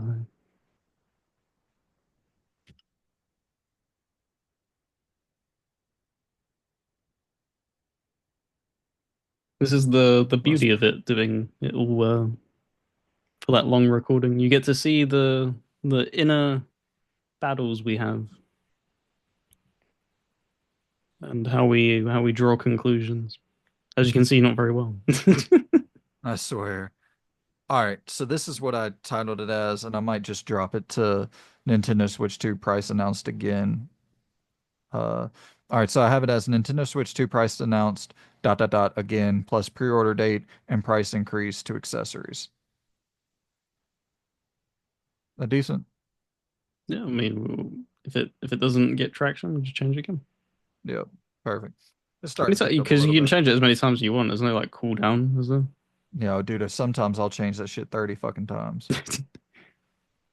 You're going to work, you motherfucker. Click the video and just that. I swear, yeah, right. Oh, shit, dude. All right, man. So, overlooked developers, three overlooked developers. It's so crazy how quick 2 hours goes by. Like, that is batshit that we've been recording for fucking 2 hours. How was that? Oh, whatever. Both of them videos were 25 minutes apiece, so that's an hour. That's crazy in and of itself. How the fuck do we get 50 minutes of content out of that horse shit? Oh, man. Right. For some, yeah, go ahead. Did you want to dive in or Yeah, we gotta fucking, I'm just rambling. 3, 2, 1, let's go. Howdy, ho, ho, ho, everybody. It's time to talk about some overlooked developers, some overlooked studios out there in the world of game creation, and shine a light on some studios who might not get enough love. And I don't know. I think, if I'm being honest, a lot of my studios are fairly known. I'm not going for like super niche picks here. So Loon pitched this idea to me to talk about some overlooked developers and spread some positivity into the ether because Lord knows, good Lord, we all need it. Um, so when I looked at this, I was like building my criteria for my top three most overlooked developers. And I thought of three things. And I want to know what you thought of whenever you built yours. My three go-to things were quality, variety, and quantity. In that order, I would say like quality being the most important, variety being the second most important, and quantity, like the amount of games being the least important, but still pretty damn important. What exactly were you thinking of whenever you came up with this idea, and how were you thinking to deliver it in terms of what mattered to be considered an overlooked developer? So what I was thinking of is, and it was basically more so like what titles have they made in their respective genres, and how do they stack up against those other titles? Like, do they get buried fairly consistently? And I felt like two of the three of them that fit perfectly, and then one of them it's kind of a little bit of a stretch, but I mean, I can happily sit there and argue that that also gets overlooked fairly consistently in the genre. But it was also a mixture blend of it was that and what I appreciate of like where it may not always be a perfected product, but they have a vision kind of thing. And that's the kind of you know that that's my philosophy. As long as there's some creative vision behind it, even if it's a janky mess, I appreciate like the you you know. take your shot, man. Like, even if you Totally. miss, like, let's hear it. Absolutely. Shoot or shoot, man. That's always been my mentality with everything. You gotta put yourself out there. So many times just there's so many embarrassing situations where like not to go off on a total tangent, but like I've pitched ideas to how many times I've pitched my damn myself to certain companies to try to be hired for for doing podcasts and shit like that. It's like I I would rather it is embarrassing whenever you get zero reply back or whatever, which is often what I get back, but but it's like I don't know. I I always think about like would I rather have never asked the question and live with the uncertainty or would I rather No, just yeah. get rejected or have no reply? It's like I don't know, if you got a dream, you got to pursue it and you got to fucking and that's the thing once again going to the idea of the the variety for me. I think that speaks volumes to your creative energy, to your ability and desire to not rely on the old reliable. I think that's so impressive. And you want me to go ahead and kind of kick off why do you want me to go first or you want to go first? I mean, you can go first as long as you tell me which studios. Could we go with let's start it off with Slow Clap. Okay. And this is the reason I put them on the list and this is when thinking of variety. It's a studio with such a limited portfolio so far. They don't have a ton of games, but then I believe they started off with Absolver and was fairly well received, and then they took the bones of Absolver and turned it into Sifu, which was one of the most critically acclaimed games of 2021 when it came out. And now to go from that to a fucking soccer game to like you are taking such a drastic step in a new direction after finding success. That's where the balls really show. Like that's where you're like, "Oh my God, they actually had a hit." And they're pivoting away from the hit after finding it's like you're mining for fucking gold. You find the gold and then you leave it there and you go to something else. It's like that is so damn ballsy and I respect it so much. And then obviously, looking at quality, you are talking about Sifu, one of the best third person martial arts inspired games of all time. And now I just cannot wait to play Rematch because of the pedigree that they've built up. And so I think in such a short time of this studio's existence, they have created a portfolio that has all of my three pillars: quality, variety, and in terms of quantity of they released Absolver, I think, in 2018 Mhm. and then Sifu in 2021 and now Rematch in 2025. They're putting out games at a very, very consistent clip. And so like they're a studio that I could see releasing a new game every 3 years and each game being at that same level, that same quality bar, and with the variety. So it's just, I know that you might not necessarily say quantity in terms of their overall output, but in terms of what they've done in that short span, I definitely think it does exemplify the quantity that we could probably expect from the studio in the future. So, yeah, man, Slow Clap, got to give them a shout out. Yeah, it's also really interesting, like you said, where you drew the comparison of you strike gold with like say Sifu. They could have easily made a Sifu sequel. You could have Yeah. gone to different areas and stuff like that, even tackled, they mastered that set of martial arts. There's tons of different types of martial arts. They could have gone down a different route. Um, but instead Or of how, continue to mine gold, they've decided to now mine diamonds instead. Like they just want to, right? yeah, just switch it up, which is really commendable. Or how easy would it have been for them to go and get a John Wick license or go and get a Mm, Matrix license or go and like there's so many cool things they could have did that was very strictly in that Sifu wheelhouse, but yeah, they took a totally different direction and I gotta even if the game doesn't pan out, like even if it bombs, it's like I gotta give a tip of the hat to them. So Slow Clap is number one for me. What do you got first on your list, my friend? so I have a team who kind of won my heart very early on in the Xbox One generation, and it was every They made Incredible Adventures of Van Helsing, and that was a trilogy that they Hmm. made. And this is Neocore Games, and I was exposed to them when they used to do the Games of Gold thing because every single one of them titles launched, I think, day and date into Games of Gold. It was kind of like that. The early makings of how their philosophy was with like Game Pass and stuff. Like they'd find these little indie devs and then give them that exposure. Um, and it was it was stiff in some ways because it was mimicking Diablo, but it had such charm and potential. And they kind of found like a very small niche community of players, me being one, and just I loved every second of them games. Played all three of them. Played the spin-off Death Trap game, and then seeing that they announced that they were going to be making a Warhammer game, I was like, oh okay. And then seeing that it was going to be in that Diablo style, I was like, oh man, they're really like going in on that. That's cool. And it kind of had a rough launch, but again, it's that thing of they had incredible vision, and I have nothing but respect for it because they kind of botched the launch a little bit, but they stuck by it. They gave it plenty of content updates. They gave it tons of support.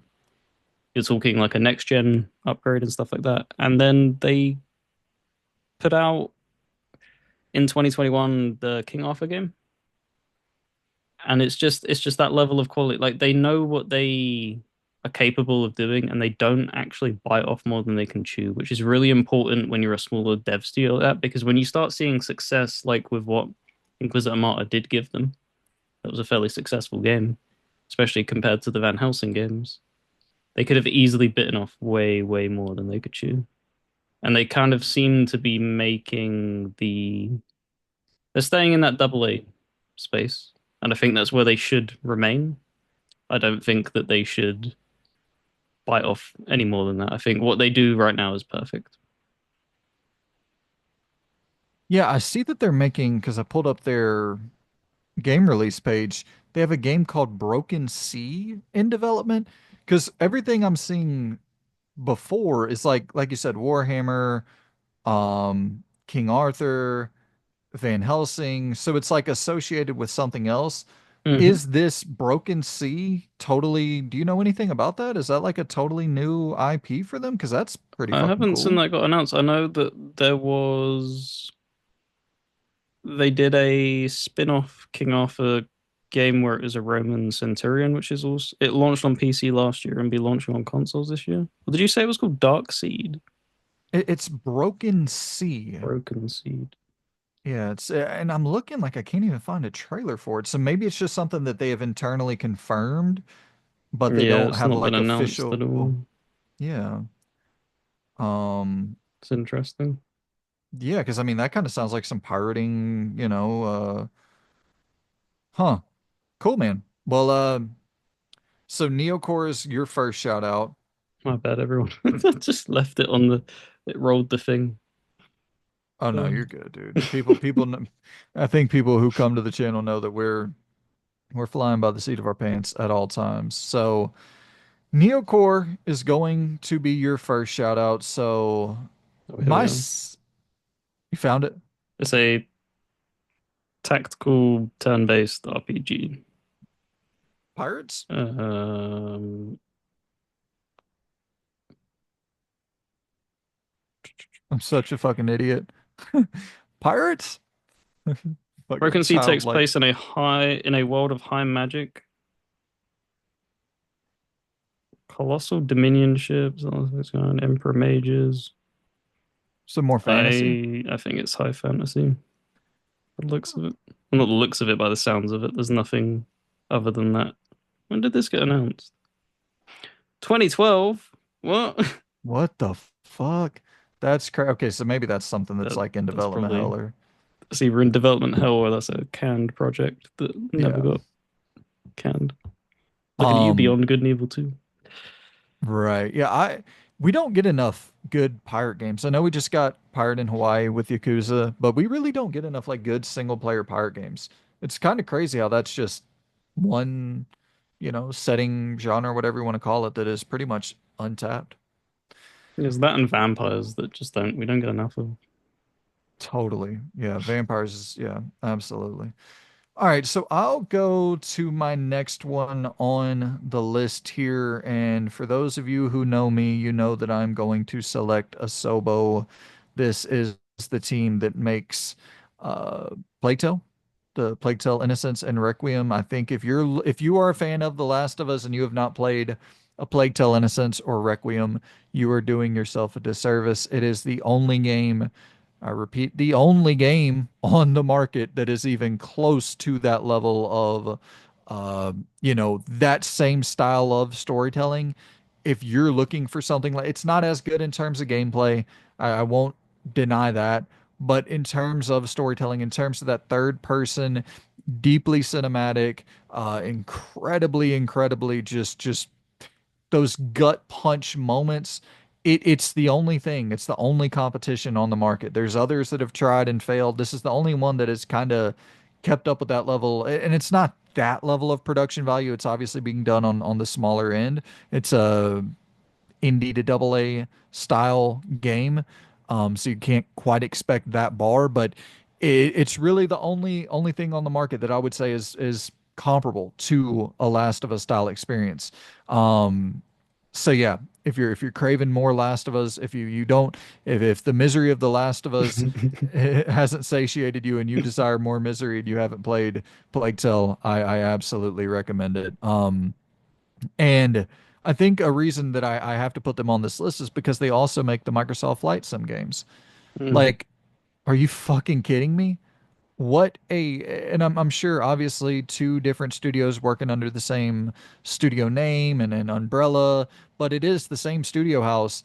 And to have that level of productivity, to have that level of variety, and to have that level of variety in terms of skill set of employees that are under your umbrella is like, what a damn, and I know Microsoft Flight Sim, the latest one, didn't necessarily have the hottest launch, as they really wanted to prioritize the cloud technology, and that seemed to blow up in their face immensely. But I mean, to even be able to create a flight sim style experience along with a Last of Us style experience, it's absolutely remarkable. So yeah, and also to go from Plague Tale Innocence to Requiem, what a leap there, from an independent third person over the shoulder cinematic experience that was very linear, very properly managed in terms of budget, into this damn near at times open world experience with a Plague Tale Requiem, and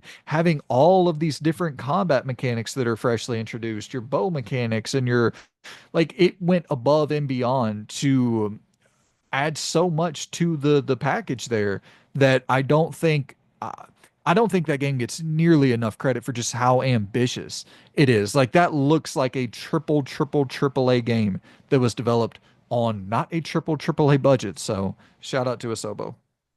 Yeah, it's exactly what a sequel should be. Building off of what made that first game great and then just improving on every regard. It'll be very interesting to see if they can follow that momentum into whatever title they end up making next. Obviously, they made that flight sim game, but that's different. Yeah, Whatever style of experience that's similar to that, whether or not that's a sequel or a new IP, it'd be interesting to see if they can carry that momentum. absolutely, man. I can't wait for their next game to get announced. But in the meantime, what is your second entry on the docket? So, I'm a very big fan of Souls games, as everybody is more than well aware by now. And I also have a soft spot. It's not only just from soft games, it's what whoever wants to tackle that style of game, I'm always willing to give it a go. And I remember in 2014, Deck 13 decided that they'd have a stab at it. Didn't end particularly well for them, all things considered. I remember the excuse me. I remember the first Lords of the Fallen game kind of getting very heavily scrutinized, and I think they kind of learned their lesson with that of, if we're gonna take a stab at this genre, we need to make our own mark on it. We can't just ape Dark Souls. We can't just do fantasy and stuff like that, especially back then when it was so fresh in people's mind and there wasn't the level of output of Souls games. It was still fairly fresh. It wasn't like completely mainstream in the way it is now. So they ended up doing The Surge as the follow-up games, and I think that was perfect for them. As much as I would have wanted them on that Lords of the Fallen reboot, I think The Surge is where it is at for them. They found a way to make a Souls game but put their own spin on it with the being able to target each body part and stuff like that, and carrying their design philosophy of their boss fights through to the game as well. I'm glad that they didn't leave that out because that was what was absent in the Lords of the Fallen reboot, which was kind of sad. Is that every time in a Deck 13 boss fight for their Souls games, there's a hidden criteria for you to get a secret weapon if you do something like, say, target a specific body part or interact with the environment and stuff like that. And that's kind of what set them apart. And it kind of upsets me that people didn't give that Lords of the Fallen game a shot because they were very, very creative with their boss fights, but people just didn't care. And if I can 100% guarantee you that if the next FromSoft game did something like that, it would be praised to high heavens as being revolutionary and oh, it's groundbreaking, as if it's the first to do that. So I definitely feel like they don't get enough love, and that's why they fit perfectly on this list for me. Well, and I mean, also they developed that Atlas Falling game that I thought was pretty solid. Like it wasn't incredible, but it was decent. I Um, I didn't particularly care for but I it. mean, just But once again, and it is quality, like visually, and it had creative work behind it. But I think their expertise lies in the Surge games. I think what they need to do is get a third one of them out and really go all in on it. Don't go for the safe route of old style Dark Souls map layout. Like they need to do their own Elden Ring, as it were. Obviously, to a lesser degree than that, but I think that's where their success lies. If I'm being honest. yeah, but I mean, I thought that there were some really cool ideas in terms of just in terms of movement with that Atlas Falling game. You know, kind of using the sand and then like I don't know, I thought that game was pretty cool. It wasn't, it didn't necessarily line up to be right up my alley, but like I thought the combat was a little bit wonky for a character action style approach. Didn't quite nail that, but just cool that they have you know, a little bit of variety on offer. So Yeah, a shout lot out of to range in that studio. yeah, shout out to Deck 13. So we're at my final pick here now, right? I believe so. Yeah. So I'm gonna go with Taeon for this one. And this is a team that they just really went through it. Like they made just about anything and everything that they could get their hands on, you know, to keep that studio rolling and running. Like they went through it. They were making Wii Fit games and making cutesy pet games on the DS to on-rail shooters. And then as of late, it kind of feels like they found their lane, their niche with the RoboCop games and the Terminator games. And they even made that, like we talked about before starting the video, that 2014 Rambo game. But they've man, they have seen it and done it all to keep the lights on with that studio, and I just got to pay massive respect to sticking with it for that long to finally find something that really clicks with players that is being bought up by the millions and millions. And you know that RoboCop game is like a ridiculous RPG. It's I never expected that RoboCop game to be an RPG at all, where you're literally going through and upgrading and making decisions based on how you want the story to play out. It's like, what the fuck? Okay. All right. We're getting RoboCop and Terminator RPGs and then sure, I was just expecting a silly fun little first person shooter, but getting a lot more than that. So shout out to Taeon. They're going to be my final selection. No, they've done amazing work with them IPs. And I think what we see, and I don't want this to sound like mean, but it may come off as mean. There's some studios that struggle with creating everything from the ground up of like their own IP and stuff. With them being able to have the foundation of say RoboCop, and they have all of that foundation built, and there's pillars already in place, then they can place their own story in that world. I think that's done them the world of good, um, because it allows them to not have to worry about creating lore and compelling story in it because this already exists. And the same thing. Mhm. What I would love to see from them next, just as a shout out, I would love to see them do a Judge Dredd game. I think that would be absolutely incredible to Oh, see that from would them. be, yeah, that would be so fucking sick to see them kind of do the full 80s, Mm, action hero, like go the full 360, tackle every single one of them. Because I think the only Judge Dredd game we've gotten in the last like 30, 40 years was on the original Xbox PS2, if I'm not mistaken, and it wasn't that great versus either. Death, So, right? I believe. huh? I The think Judge so, Dredd yeah. versus Death.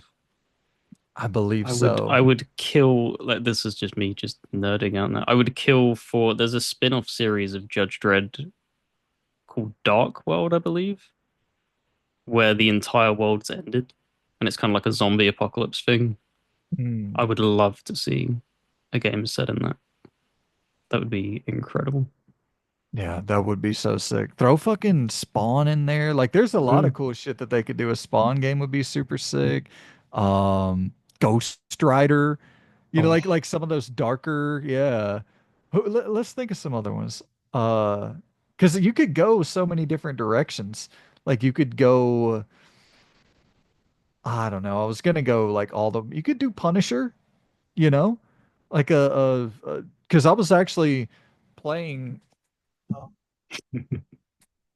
I brought out some of the classics lately. I was gee. playing the Punisher on the OG Xbox a couple days ago, and just those torture sequences. I was like, this is crazy that Marvel was allowing this back in the day. So it kind of gives me hope for hopefully that, that Wolverine game can be pretty dark as well. But I'd love to see the Punisher get brought back under Taeon. Like they should just do all the crazy over the top action heroes.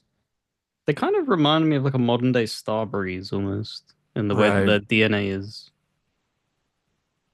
Yeah, the sky's the limit for them at the moment. They've really knocked it out of the park. Because it's the type of thing of like when that first Terminator game was announced, you were like, ugh. And then it came out and it was like, wow, that's actually like good.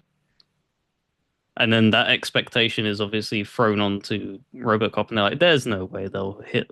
They won't strike twice with this lightning, and they did. And it's just like, okay, well, what are you gonna do next? So it's gonna be very interesting. I don't see them going out of that kind of niche. I think that's kind of what they've established. Dude, a fucking Evil Dead game from them though would slap. Yeah. I they wouldn't nail Chronicles of Riddick quite as much because it's more of like an immersive sim. That'd be, Yeah. I mean, it's a lot of the machine game staff that split and yeah, but and it's not like Chronicles of Riddick has much juice in the modern day, but neither does RoboCop. So I mean, uh, that Chronicles of Riddick game was sick as shit. Jurassic Park. We could go on and on. Anywho, we appreciate you guys for tuning in. Hit us in the comments down below with your most overlooked I have developers. one more. Um, oh shit, that's my bad, my bad. Yeah, I I went was like, first. That's right, did I that's not right. get to talk about it? My bad, bro. My bad. I'm cutting He's you off. he's trying to silence my third vote, guys. He doesn't want to hear about the beauty that is gunfire games. See, they are. They don't get enough love. That's the perfect example. Uh, right, gunfire games. Gave it away.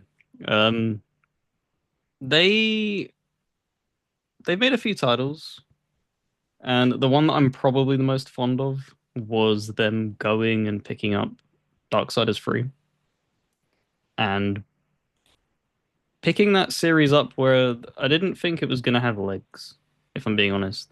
You obviously had like THQ breaking down, and it didn't look like that series was going to see the light of day again. there's a lot of people that didn't gel with it, but I kind of liked the switch up in the style of game. It was kind of like a Dark Souls inspired combat, but it was all dodge based, which is my preference to parry based combat. So it felt completely like natural for me. And they also seem to, because the Darksiders games have a lot of like Zelda influence of getting a power up, going back to a previous level and stuff like that, or puzzle dungeons, and they did pretty good with that in Darksiders 3 as well. So I hope that there's another game in the works for them in the Darksiders games, but I think they also make the Remnant games, and I think that's where they've seen much more success as of lately. Remnant 1 was a really good title for them to land, and then Remnant 2 kind of.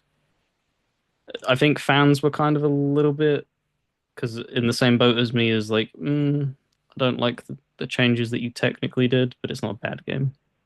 So I Remnant think 2. they need a lot more love. I remember when Remnant 2 came out, I was stunned by the review scores, and I played a little bit of it. I thought it was pretty solid. And I was like, damn, it was a point where I was, shit, is this gonna end up being like nominated for Game of the Year? It was like hot whenever it came out. People were buzzing off that thing. But I think it unfortunately came out in like 2023, if I'm not mistaken. So there was just nowhere for it to slot in, but it was like high, very, very high eights, if I'm not mistaken. A game that studio made that I really enjoyed that I never finished, but I enjoyed what I played of it was that Chronos game. You ever played that? Chronos before, yeah, that's the prequel to Remnant. Oh, is it? Hmm. Okay. So the kind of like Zelda, third person, uh, Chronos before the Ashes. That's why before it's the called ashes. Remnant, That's yeah, right. and then Remnant from the Ashes. From the ashes. Oh, okay. Damn, I never pieced any of that shit together. It's such a different art style, such a different kind of style of game.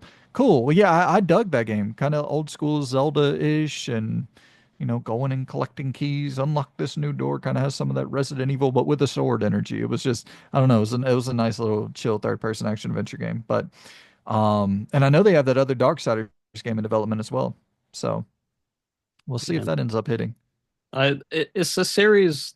Sorry to drag this out longer, but it was a series that they'd penned it down on paper, and it was going to be so, if THQ didn't fold, they could have had something really, really cool on their hands. Because when they first pinned the idea, is that they obviously have the four horsemen of the apocalypse. They wanted to do four different genres for each horseman. So war was going in that what do you call it? The God of War route, and then death was going to be much more focused Zelda-esque Diablo loot. And you had strife. They were going to make it like a third-person shooter, That is and sick. then Fury, they hadn't figured that out. That was kind of still up in the air. And then what they were going to do is they were going to have each of them have their own separate game, and then bring them all together for a fifth game. And it's just like, man, that vision could have been so good if THQ didn't implode. That Oh, would have been yeah. so awesome to have a series like that where its DNA and identity was just interchangeable with whatever character you're playing. Like, imagine when they were to bring all of them together, it was just Yeah. if you're playing War, you're Avengers. playing a God of War game, and if you're playing as Death, and it's all co-op because that's what they wanted to do. Was for that final game, it would have been a four-player co-op game. So think Borderlands, Damn. but Borderlands having four different genres. Obviously, it'd be extremely difficult to pull off. But even if it was fairly messy, they're so incredibly creative that they could have done that.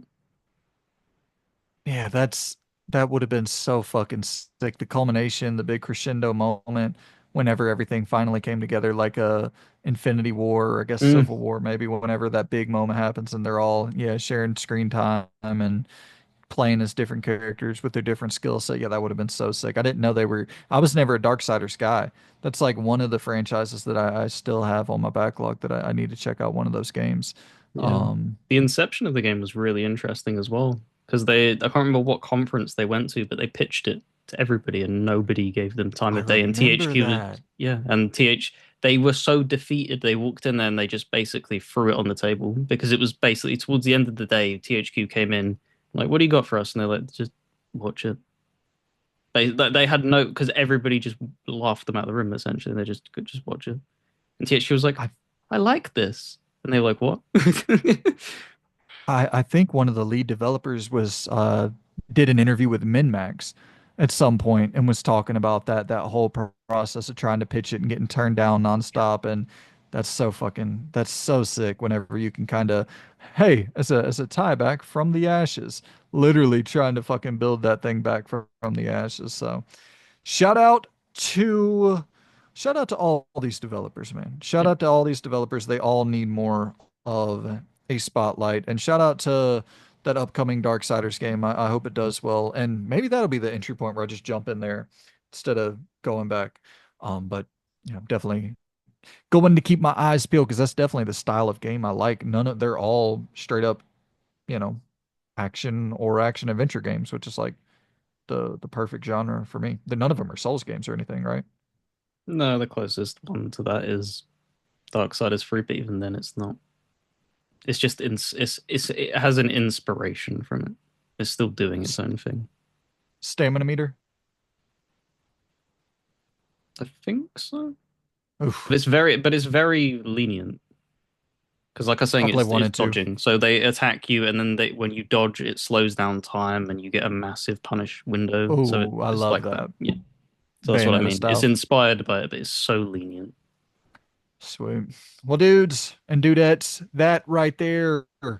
Sorry, Loon. I almost completely cut You off almost your screwed final selection. Darksiders over. I was like, no.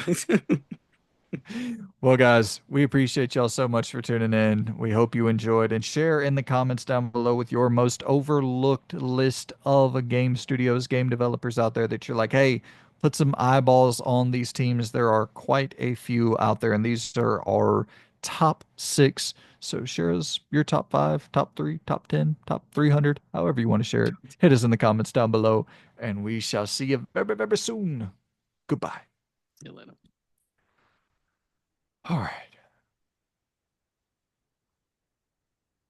And now we got 10 out of 10s. Yes. Yay, yay. And you wanted me to go first because of the old game, right? Uh, yeah, you can do. Let me get that up. That's ESPN NFL 2K5, right? You're spoiling it for the long form view. No, yeah. Oh, No, no, dude, I'm joking. It doesn't matter. oh They're no. I it's wanted to make fine. sure I got the right thing because obviously you have multiple people that make sports games.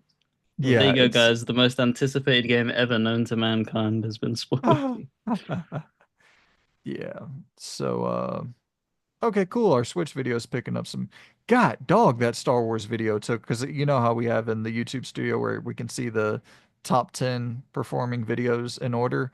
So this is actually at number two, the Switch 2 price announce after changing the title and all that. So it went from number nine a second ago to number two after changing the title and all that. And the Star Wars video that we did last week is number one. The Star Wars video in the first hour had 120 views, and number two is the Switch 2 video we just did at 45 views. That Star Wars video just shot up so fucking quick. Star Wars fans, man. That's what you need. Make yourself a Star Wars channel. They're I rabid. wouldn't. The only I've thought about making a actually this is something I've never talked about, so I guess this will be a good little exclusive for the long form people. I did make a wrestling YouTube channel that I never shouted out or never mentioned anywhere. Did Oh I ever tell yeah, you that? rambling. It actually was. It had Ramble in the title. Um, I think if y'all look it up, it should still be there. It's just called Brandon Rambles. Um, and there's only one video where I watched AEW for the first time, AEW Dynamite for the first time, and And you I retired just immediately. I actually liked it a lot. I had a really good time watching it. I thought it was fucking really fun. But I put it out there. It was so my idea with it was like I'm not gonna announce this anywhere. I'm not gonna tell anybody about this. I'm gonna do a video on it. I'm gonna see if it does anything. And if it does something, then I'll let people know, hey, go check this out. This might be something I actually pursue. Um, but like I had watched AEW. I watched AEW the first pay-per-view they ever did, but I never actually sat down for their weekly television show. And so I got HBO because I was watching the weirdly enough, the Army Hammer documentary about the cannibal guy. And while I had the subscription to HBO, I didn't know that AEW started airing on HBO, the subscription service. And so I was scrolling on it one day and I saw it was live. So I just tuned in and I was watching. I was like, oh, it's really fucking good. And as I was watching, I was like, let me take notes on this. And so I was like sitting there watching it, taking notes. And I just kind of went in and recorded a impromptu video. I was like, so here's the thing. If this does really well, if this takes off, then I'll talk about it on the channel, talk about it on this channel. If it doesn't do well, I'll just say fuck it. That way I don't have that way there's no expectation for more. You know what I mean? And so yeah, I posted a video 2 months ago and never again. I think that there is, um, like we've said about it before, though. If Patreon ever was a thing that which hopefully we do go down that route at some point, but that would be something that you'd be able to offer. I'm sure because there are a few wrestling fans in the comments. You'd be Yeah. able to, even if it is just a short video, 20 minutes, post that up, kind of thing. Yeah. It's all just a time commitment. That was the thing with Mm. that other one where it was like if it blew up and took off to the moon and was like, "Oh, you got 155,000 views on your first video." And I'm like, "Oh, fuck. Well, I guess I need to start really doing some research on wrestling." But it was just kind of that thing where it was like I wouldn't have enough time to do this and any sort of other content, but and I don't watch wrestling enough to do any wrestling content if I'm being completely real. Like I don't watch the weekly shows whatsoever. Mm. Even Raw and SmackDown I don't watch. I love it, but I just can't follow along week to week. There's just not enough fucking time in the day. But anywho, enough rambling about nonsense. Let's talk 10 out of 10 video games, my friend. Yep. So count you in. 3, 2, 1, let's go. 10 out of 10s. How do you feel about the score? How do you feel about that number being applied to a video game? Is it possible for a game to be a 10 out of 10? Well, today, that I'm trying to do my best. What is that? Like a Watch Mojo, like a IGN, like a oh, is it the titular character on the journey to 10 out of 10? The fuck are we saying? Um Anywho, no disrespect to IGN or WatchMojo. It's just it's so funny how you know like there has been a style of introduction for YouTube videos for like the last since YouTube's inception. And it's really just taken from the article, how every article started out. And I think that's kind of here we fucking go. This is what happens when Luna and I don't sleep too well. We go off on complete tangents that have have such little value. Um, so I think what happened was when video format began, it was pretty much just pulling an article and putting it into video form. Mhm. So you would pretty much just read the article and overlay gameplay on top of it. So every video began with Yep. like this horse shit. Like it, I'm sorry, but like that's just not how humans talk. When you read it, it's fine because it's you for some reason your brain it makes a switch when you're reading something and you're like, okay, well, this but whenever you hear a human saying those words, it's like, what the fuck are but I don't know. I'm also I'm such a weird I, I think I value authenticity over everything by a mile. I And think it depends though on the person's demeanor, if that makes that's true. sense. Because, as we're already off the rails, I'll take it down the hill and start tumbling the train. I've been watching because you were talking about watching podcasts, I think, last time. And it's been so long since I actually sat down and like watched and listened to a podcast. I've actually been watching the State of the Ark, I think is what it's called. Resident Ark, the channel. Oh, I know those guys. Yeah. And I I'd seen them before and I've been subbed to them because I remember stumbling across the video. So I can't name drop them. I'm not familiar just yet because I've only watched one video. And I've been watching their breakdown on Near, and it is so damn good. They are so good at what they do. And that's what I mean of like the demeanor and stuff, because he articulates what he wants to say, the guy with the long hair, so well. I love listening to him talk. And it's so perfect because they're going through near it. Well, I say at the moment, but that video was posted years ago. So for me, it's at the moment. Yeah. Um, but he's playing the English version, and there's this guy next to him, and he's playing the Japanese version, and it's so interesting to see the correlations that they're drawing and stuff like that, and seeing how they present things in Japanese compared to English. Because, like, as an example, like the opening hook of Nier has a character swearing in the English version where they don't do any of that in the Japanese version. It just rolls Interesting. the intro. So yeah, that's but like I said, I like listening to them talk. They're very intelligent people. So to me, it's comfort that I can when it when somebody tries to present their self intelligently and then don't like what I'm doing right now.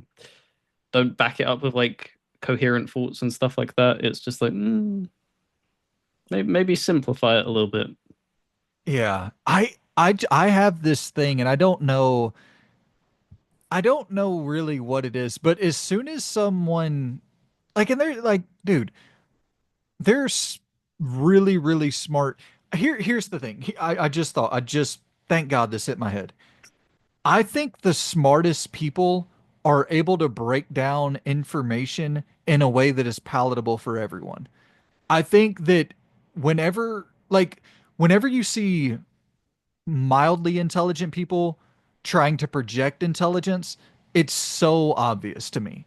Where it's like, oh yeah, you're using these really big ass words that could be boiled down into really simple words, but it puts on the air, it presents the illusion that you're smarter than you are. And so I think but at the end of the day, who the fuck am I to tell anybody how to speak, They talk, have their act? intros and we down to a T and we don't. Yeah, they have their intros and we have whatever the fuck this is. So I am absolutely in no place to judge anybody. They're five And minutes in and they don't even know the type of video. yeah, and once again, no shade towards the Resonant Arc podcast. That's yeah, I don't think that those guys present themselves as like obnoxious in any of the videos I've ever watched. I don't think they present themselves as such. I'm just saying that that old school kind of every time I hear that old school sort of article being brought into the introduction of a video, it's like, God, dog, this just sounds like, and it's not even that it sounds overly intelligent. It just sounds so fucking robotic. Mm. Like, ah, dog. Anywho, but who the fuck cares? Would you rather have an intro that gets straight to the point, or would you rather have 10 minutes of rambling about intros? Literally 10 minutes of rambling about an intro before we even get to our intro. So here's our intro. 10 out of 10 games. We're talking about them. How about that? How about that for an intro? So, Loon, how I was thinking about this, dude, I don't know how you feel about 10 out of 10 games. I don't know. A lot of people look at 10 out of 10s and think perfect. I don't really think that. I think 10 out of 10 is like best in class to me. And when I think of 10 out of 10, I think of 9.5 or greater, 9.6 or greater. I don't think like it directly has to be a 10 out of 10. I don't think it has to go past 9.9 to 10. I think it's like you can round up and get to 10.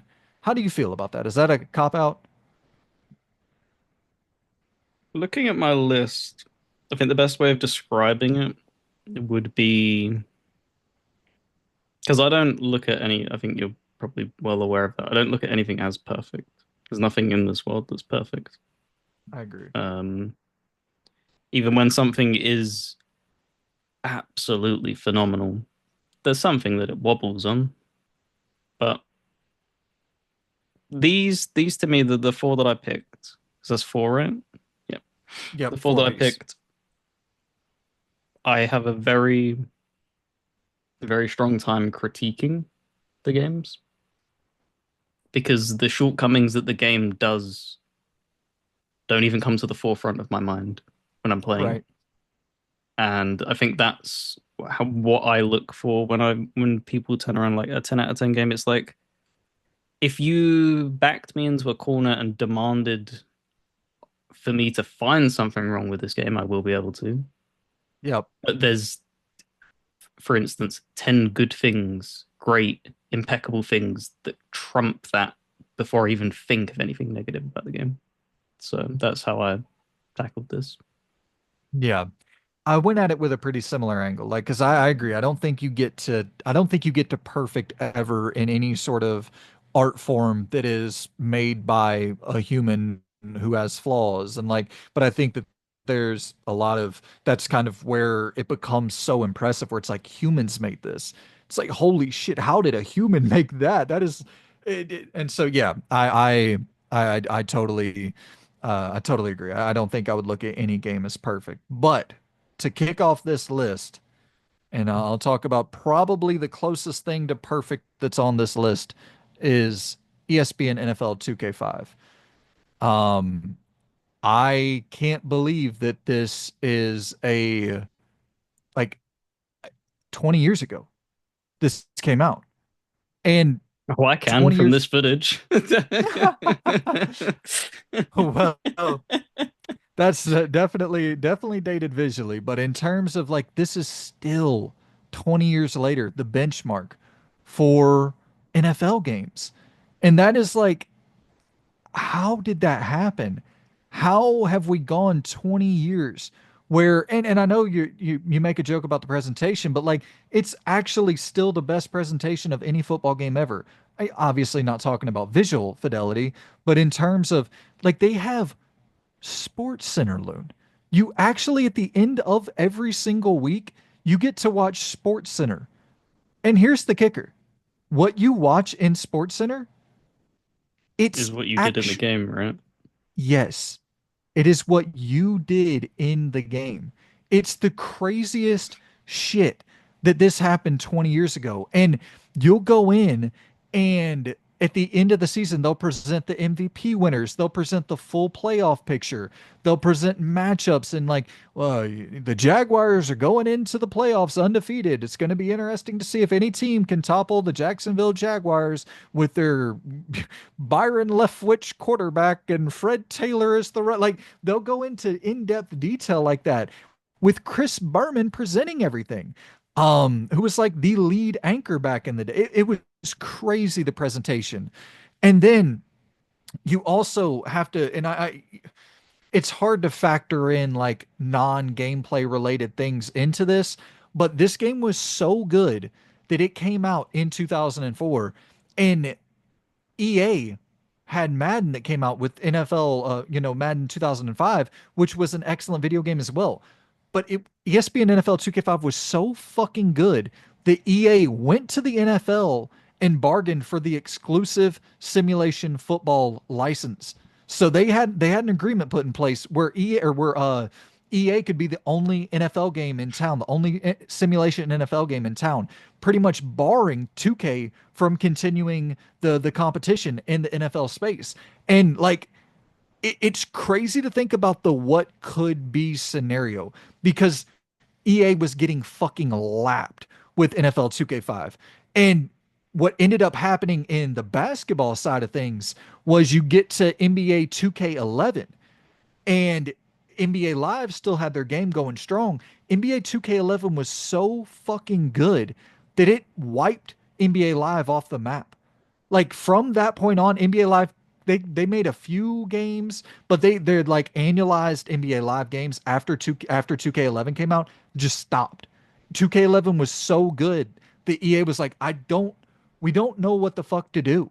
We don't know how to compete. People are not buying our game anymore like they are with the NBA 2K games.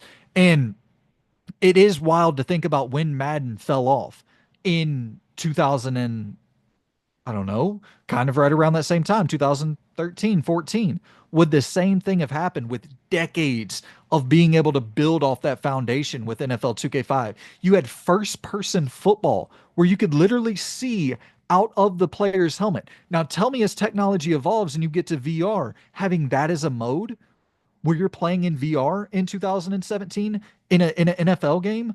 You had a crib where Steve-O is gonna call you up in the damn crib. You're gonna go and play Steve-O, and then there's like these specific set of matchups that are required for the games, and it was just loaded to the brim with content.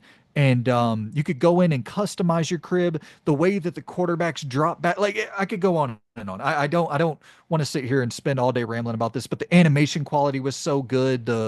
It just felt like the way that the ball would be tipped up on defense. You would have your defensive back and say you tip the ball up. There was actually, they slowed down that one very specific moment and made for more agency as the player, for where you could feel that, okay, I actually think I have time to switch to the other defensive back who's closer to the ball, run over to the ball and maybe get a interception based on user input. And like that is something that is maybe not as realistic as the Madden games where the ball gets swatted and it immediately hits the ground, but adding that extra time under the ball for you to make your movements, it made defense actually feel, because defense, most people just want to sim through defense. But in NFL 2K5, you actually want to play defense because you feel like you have a little bit more control over, making these big impact plays. Just it is unbelievable. It is a 10 out of 10 video game. And it's probably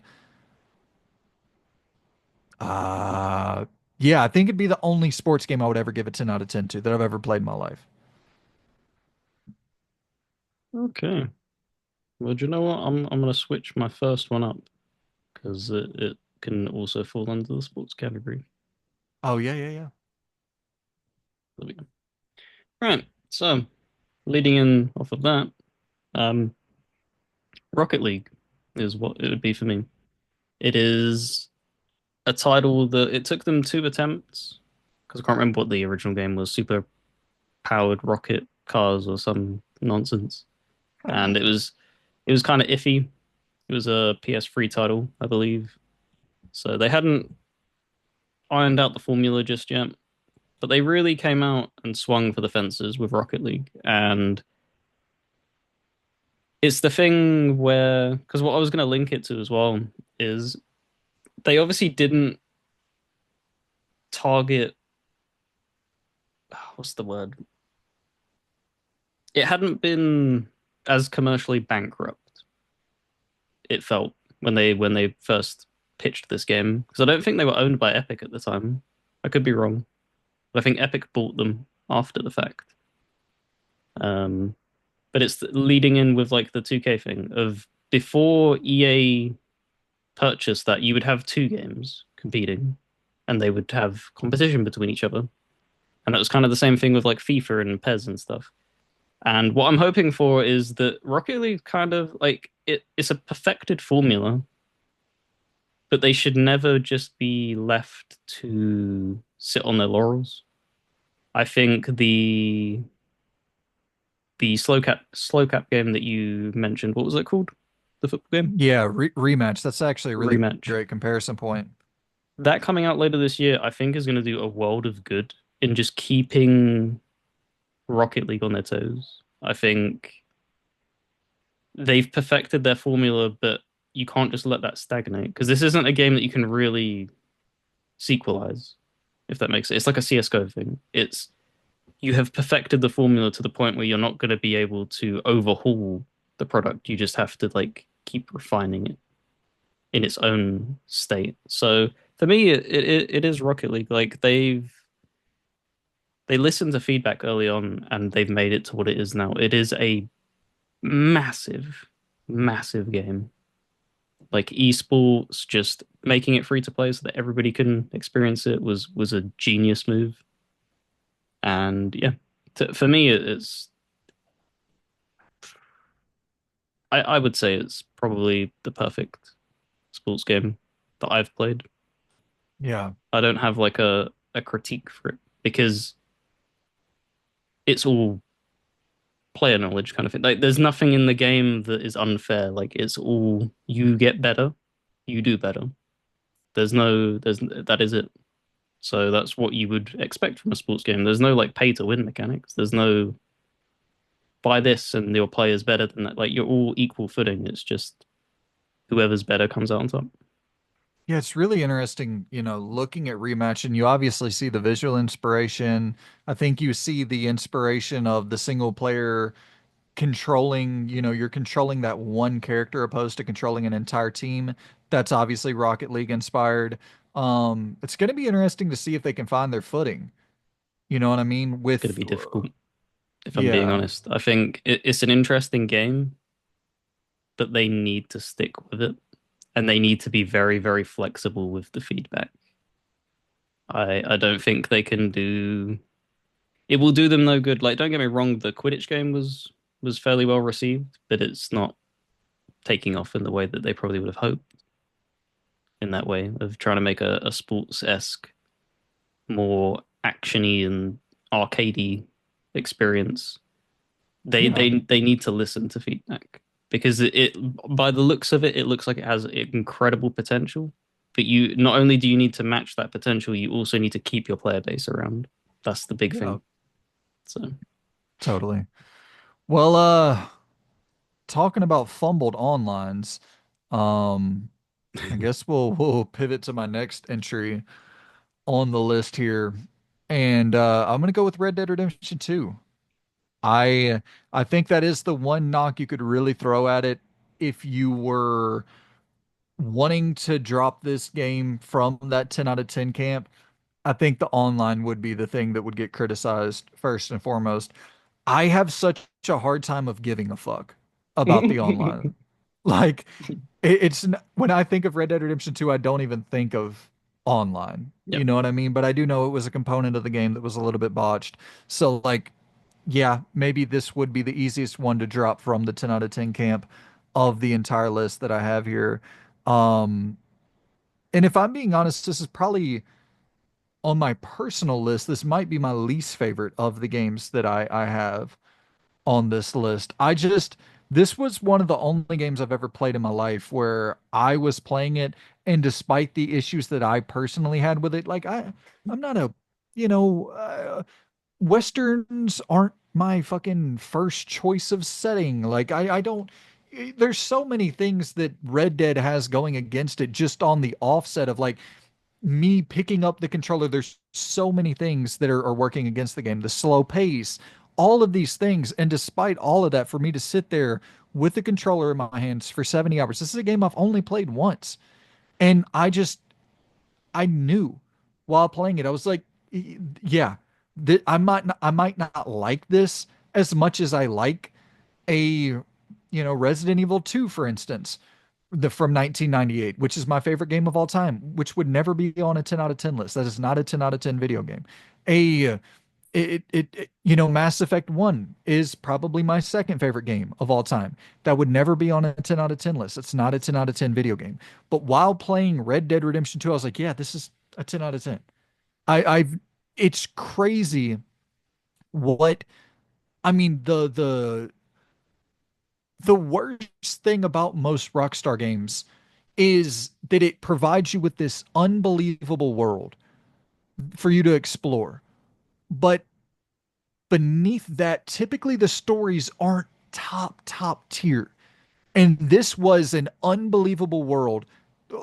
Maybe the greatest open world ever created inside of a video game, right there with one other game that maybe we'll save for a different time. But unless it's on your list, I'm not sure if it's on your. Anywho, uh, so it's right up there with one of the greatest open worlds ever created.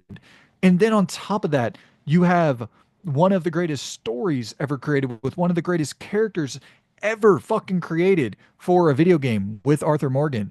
And just that entire journey is so captivating. And I know people criticize the gameplay a lot, but I kind of disagree with that. Where, like, I don't know exactly what you would have wanted from a really slow, methodical, Western third person shooter. Like you couldn't go guns blazing, rapid fire. And I think they do the best that they can with the I mean, dead you aim. can technically do that. That's the thing. It's just it's not as fast paced as GTA. But I Right. think that's deliberate. You shouldn't be able to like they're guns that you need to cock and pull Right. back and stuff like. Of course, it's going to be a little bit. I think it's immersive as well when you're firing the pistol and you have to click it, click it, click it, like stuff I like that, agree. or tapping the B button to reload it faster and stuff like that. I don't know. I don't mind it. I think for me, when you're lining up all of Rockstar's games, they've never been S tier in the gameplay department, in my opinion. I think that's probably one of their weaker aspects. I think that's something they've always struggled with to get down to a T. But I think putting it that design philosophy into any game, I think the best fit for that kind of style that they've done is Red Dead 2, in my opinion. Agreed. And I mean, I know people don't think about the melee combat a lot with this game for some reason, but in that regard, this is, I mean, light years better than anything they've ever made in melee combat before. And I would say, in terms of just third person melee mechanics, like it's kind of, I think the melee's really good in Red Dead Redemption 2. That's kind of the thing that gives me a lot of hope for GTA 6. It's like, oh, It's got y'all it's made a got good massive layers. improvement here. It's got good layers because when you think back to like say San Andreas or something, and it's just a lock on and it's just punch, punch, punch, punch, punch, punch, and then stomp, stomp, stomp when they're on the ground. You Yeah. go with them on the ground in Red Dead 2. Like there's Yeah. grappling, there's blocking, there's Yes. dodging. Like there's a lot of layers there, and that's the kind of thing of like if you don't interact with that, you don't know that that's in there. If you're just going in guns blazing and you only interact because some people obviously I think they have some forced interactions where you do have to do the fist fight. But if you're only doing that twice, say, Right. in a 60, 70, 80 hour campaign, it's not going to be something that's going to stick with you because you're not choosing to do it. But I got into Yeah. a fair few fist fights and yeah, knocking your hat off and stuff yeah, it's very good. Unbelievably immersive. And you brought up such a great point about going into town guns blazing and stuff. Like, there's actually consequences for that. And I know it's not the same type of decision making that you get in GTA 4, where it's like pick X or pick Y to save or kill the character. But it kind of is in certain instances too, where you do have choice in this game, much more so than um, any other Rockstar game outside of GTA 4. And for an open world game of this scale, this caliber, to give you that level of choice where you go into town, you do some crazy shit, you leave town, and then when you come back, they still remember the crazy shit you did. Like that is keeping those systems in that domino effect is really, really intense. Um, and so yeah, I I think this game is once again, it might not even be in my top 10 all time just because of personal factors of like I'm not a big Western guy. It's a little maybe a little too slow for me personally, but it's like I when I was playing, I was like, yeah, this is a 10 out of 10. Of those systems that I loved from another game that we'll talk about in a little bit. It's the only time Rockstar's really been able to carry over those systems. Oh, it's cold. I got to dress appropriately. Oh, my beard's growing out. I got to go and get it cut. Like all of those, and the camaraderie of the camp and the donations and the like bringing the food. Like it just, there was so much there where you really feel like this lived in experience that I haven't felt in really any other open world game except one other that we'll bring up in a little bit. So Red Dead Redemption 2 is going to be my second 10 out of 10. Okay. So my second one now. Yep. Yes, sir. Right. So roguelikes. Big into them. I love that genre. However, something that they suffer from fairly universally is balancing issues and kind of feeling like there's only so much that your game knowledge can take you before the game throws in like a complete curveball of like, so I'm thinking of Isaac as an example. You go into an Isaac run and you can do everything in your power if you've played 1,000 hours. But if you go into one of them big rooms and you get brimstone lasered off screen, there is fuck all you can do about that. Yeah. It's that just feels cheap. Um, so Isaac wouldn't be something that I could give a nod to. However, there was a game that released fairly recently in the past few years. It's a game called Ring of Pain. And this game is so incredibly well crafted in what it does because you every time you lose a run, it is because of you. It's not because the game shafted you or whatever. Like it is purely based down on knowledge and understanding what interactions work with what. So what enemy types do what gear things that you pick up can interact with the specific enemy types, and then also having it limited to. This is slightly bending the truth, but for the most part, it's just one action. You have one thing that you can do every single turn. So you either move left, you move right, or you attack the left or right in front of you. You have a spell book and a scroll wheel, which you can also use, which don't consume a thing. But for the most part, when you're choosing to do something, it is either left, right, or attack. So it limits that like cheapness of like Isaac, where it's having to like render in a full 3D scenario and having tons of things on the screen at once. Like it's you're able to completely slow things down and learn room layouts. Because although that yeah, they switched them up and they randomized them, it's a roguelike. Eventually you're gonna start seeing repeating patterns. And certain floor types have specific enemy types that only spawn on them like floors, and then when you get further in it starts upgrading them. So once you've mastered them early floors, you kind of know you can just skate through. And I think they're for me personally, I think it's the perfect roguelike. I don't think there are many other games out there that do what it does as good as it does it. Because it doesn't feel like there's any cheap mechanics at play. Like it does in like a Slay the Spire where something completely unexpected happens and it's like, oh for fuck's sake. Like you get a curse or whatever. Um so yeah, Yeah. very, very That good game. that I know this is a total tangent, but I've kind of been feeling that way about Blueprints, where it's like I like the game a whole hell of a lot. I think it's amazing in terms of its intricate design and just there's a lot of really smart design choices there. But I do kind of have that thing where it is so RNG dependent. It is it is not as much skill as it is, oh damn, this thing didn't spawn that I really needed to spawn, and now I got to start over a whole day after doing this full run that like, and that's the point of the game. I totally get it.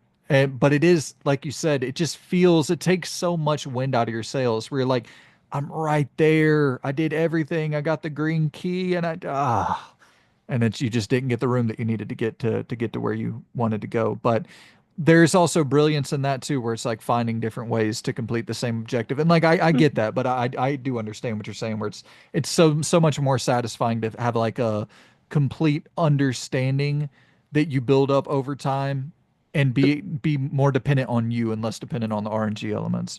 Yeah, because obviously there is RNG elements like the gear that it's generating and stuff like that, because you have treasure chests that you pick up and stuff. So you're still at the mercy of the game's RNG, but there is a lot more of a lenient ceiling than there is in Isaac and stuff. Because Isaac as well, what they've done really well in Ring of Pain, they've not diluted the pool in the way that Isaac has. Isaac has like 800 plus items. And if you ask the community, like how many of them items are actually useful, like are actually good items, like a quarter of them items are just they hinder your run more than they help it. So you're like it's crazy. You're talking like 200 items roundabout, which that if you pick it up, that can ruin you 40 minutes into a run and stuff like that. And you have curses that or make your items appear completely random. You don't know what it is that you're picking up and stuff like that. So yeah, I just think Ring of Pain is just incredible what it does. Yeah. Yeah, I've obviously I've never played it, but based on what you're saying, it does sound kind of like the dream roguelike Mhm. experience. All right. Well, dude, I guess we can go from I'll pivot directly from what I was talking about last time to really the experience in terms of the open world simulation experience that I think is the best of all time, still to this day, and that is Grand Theft Auto San Andreas. Um, I I appreciate what Red Dead 2 did, and I think made it probably more palatable for a mass audience. I do think that San Andreas might have been slightly too deep, slightly too involved, slightly too much going on. With the amount of systems that were on offer in that game, it was just fucking crazy. And I've heard many people talk about, I prefer Vice City over San Andreas due to the simplicity, this, that, and the other. I get that. But dude, I lived in that world. And like every time I go back to it, I just want to live in that world. I want to go and I want to, go and grab my tattoos. I want to go and get my hair cut. Then I want to go to the gym and lift some weights and get on the treadmill and go and do boxing and learn different moves from the boxing instructor and then go and grab some food. And like it's it's the thing where all of that in and of itself makes for an incredible open world. But how about adding to that everything that you do every single day is going to impact CJ, the main character, the next day, where I lift weights, I see my muscle stat increase. I run, I see my stamina stat increase. I go and, fucking eat a bunch of food, my character's getting fatter. You go and get a bunch of nice ass clothes, your sex appeal stat goes up. You get a nice car, your sex appeal stat goes up. You go and, take over a bunch of territory, your respect stat goes up. And then on top of that, the layer within the layer is to say, like, it's not just those stats. Where you go to the gym and your strength stat increases because you're benching and curling and doing all the deadlifts or whatever the fuck, that's your strength stat increases, but you also see CJ physically morph into this swole motherfucker the more you do that daily routine of lifting the weights and going to the gym and eating food and combining the fat with the muscle. And like there you can actually morph this character into different build types depending on how you live your day-to-day life. It's mind blowing, dude. It's fucking mind blowing how in depth this game goes. And going and doing home invasions, being able to fucking straight up just commit fucking burglary on different households, and you could have women, like you could go on dates and have different fucking people competing for your relationship, and it, it it's just insane how you can live a day-to-day life in this game that I still don't feel has been replicated ever. I'm going to play pool. I'm going to the arcade, playing some mini games in the arcade. Going for it was the first time you could swim. I'm just going out for a swim in this big ass And you had a open stat world. for that. Yeah. Like everything that they thought of, and what also needs to be thrown, like praise their weight. They did all this in 2004. Yes. Like you're talking, like this is people saying about me having like affection for like Assassin's Creed.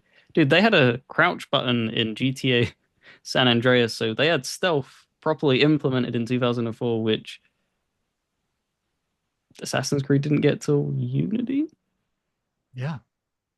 Well, dude, I mean, to take it a step further, I think this was the first time you could actually do like stealth takedowns, Mm. and I think this was the first time you could actually climb in well, I don't know. It was definitely the first time you could ever climb in an open world game. Like you could climb over fences and it. Yeah, And in this dude, sense. Yeah. how about also it rendered in Las Vegas and downtown LA in real time. You could literally leave LA and head off to fucking Vegas and you would see no loading screens from leaving LA and traveling to Vegas. Like 2004. It what the it was like voodoo. Whatever the fuck was whatever magic trick that was being used to create, it was like voodoo, man. Seeing something that was this technically impressive in 2004 and still to this day there's not an there sure there's sim games that are more in depth, but there's not an actual like open world action adventure game that is even comparable to this level of depth in terms of all the systems that are on offer. Kingdom Come is somewhat close, That's a bit but different though, because yeah. what I'm gonna say here, because I'm usually like on Kingdom Come side in our debates, it's a lot easier to make something that is grounded in that time period.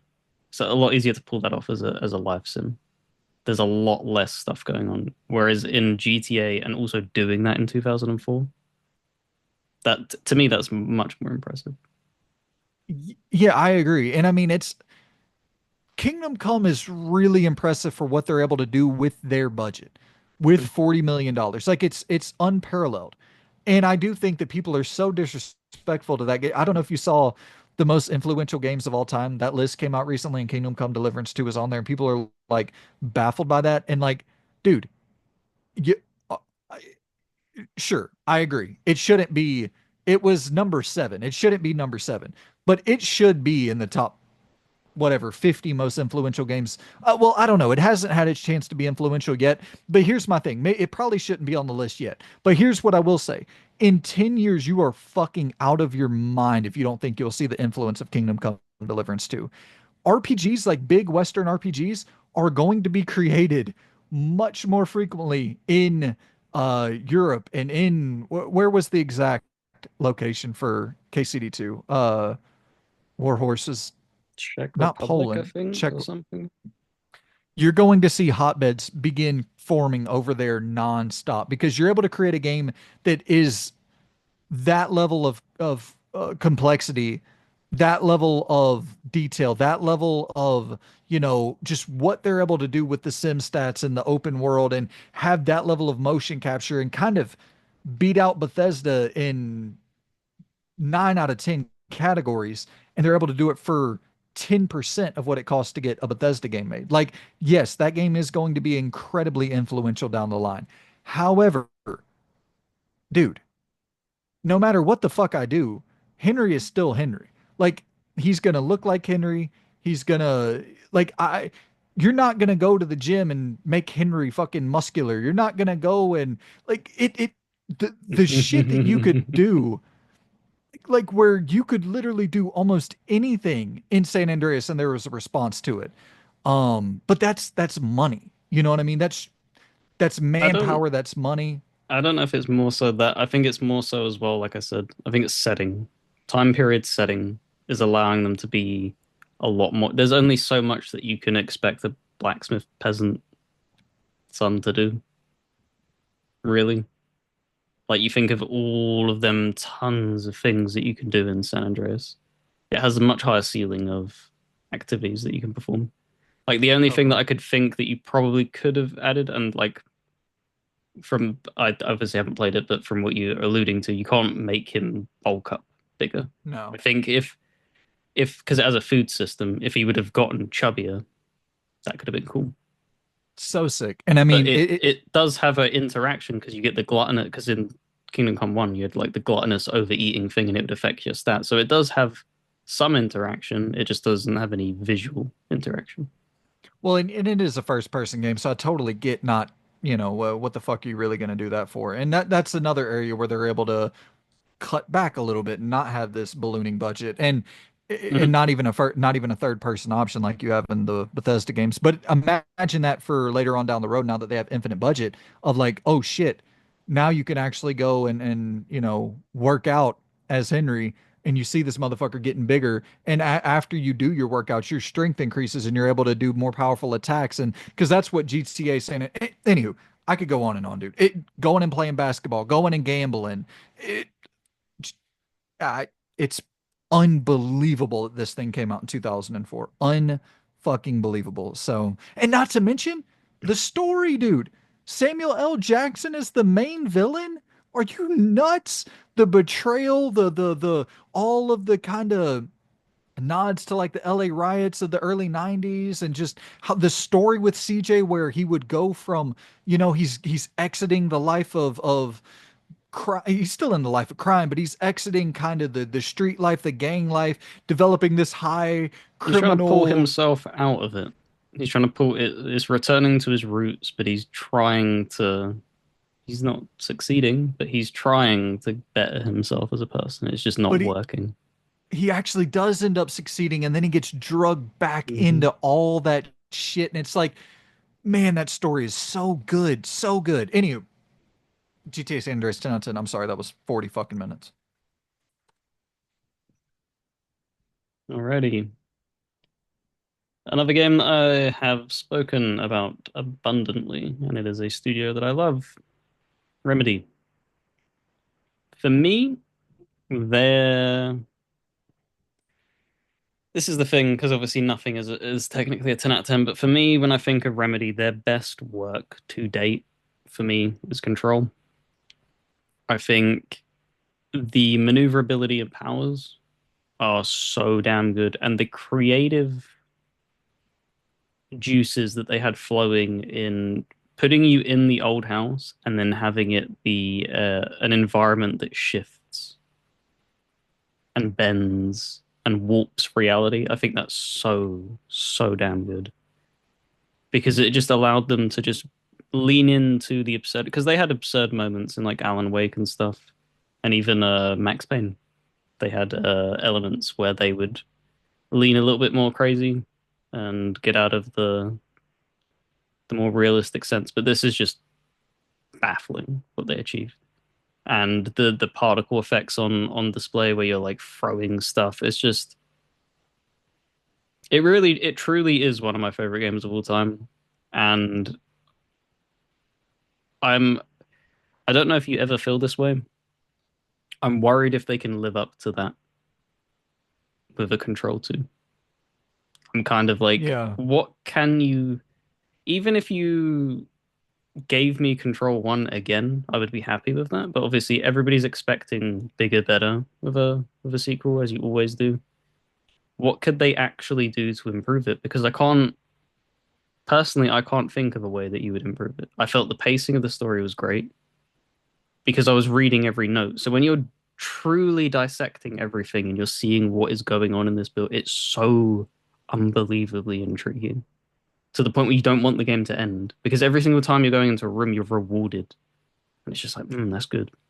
And then just as the game begins to slow down, combat encounter, boss fight, creative moment, cinematic set piece, huge musical score. It's just like it never has an opportunity to bore you, which is perfect for a video game. For me, it never felt like when it sometimes, for example, when I was booting up like Metaphor last year, Yep. I love the game, but there are certain situations and segments in games where you're just like, okay. Because I had that with Tales this year. I was loving it, and then they started leaning into just crappy puzzle things, and it's just like, man, you kind of this is really dragging the experience down, and it never felt like that for me in Control. Even their puzzle sections and stuff like that, it just felt perfect. It's I do think that I think Control 2 is going to actually be better. I know that's crazy, but like I do think that what they did with Alan Wake 2 in terms of the integration with the FMV and how well that was seamlessly just blended into the flow of that game, I think they're going to be able to do a lot of interesting shit there. I think the map is one area that they could probably improve quite a bit on from Control 1 to Control 2. Um, but man, oh man, the powers in that game. It's like the ultimate. It's, dude, it's probably the best feeling Jedi game ever. I know that's a crazy thing to say, but like No, it, yeah, the picking up and throwing, the telekinesis yeah. was so well executed, and also just being it's not even just making it like look good, making it feel good. You could feel the impact, and it's just yeah, it's really good, incredible game. Yeah, and just the variety on offer with the gameplay too, grabbing up, different environmental objects and using them as shields and like just those fucking force powers were insane for that to be in a non-Star Wars game and be implemented that well into Control. Just a top tier video game, top tier video game. And I'm really excited to see what they're able to do with hopefully a slightly larger budget now that it's all being published by Annapurna, right? I'm not entirely sure.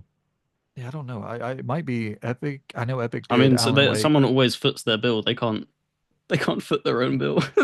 No, they can barely make a profit on anything, man. Like, It's I a love bummer. you, And then, Remedy. I love you, Sam Lake, but boy, oh boy, your games don't sell. well, and it's the weird thing too, where they're budgeted properly. Like their budgets aren't out of control at all. They just do not sell. It's fucking madness. They're so good, but they do not sell. Really weird, man.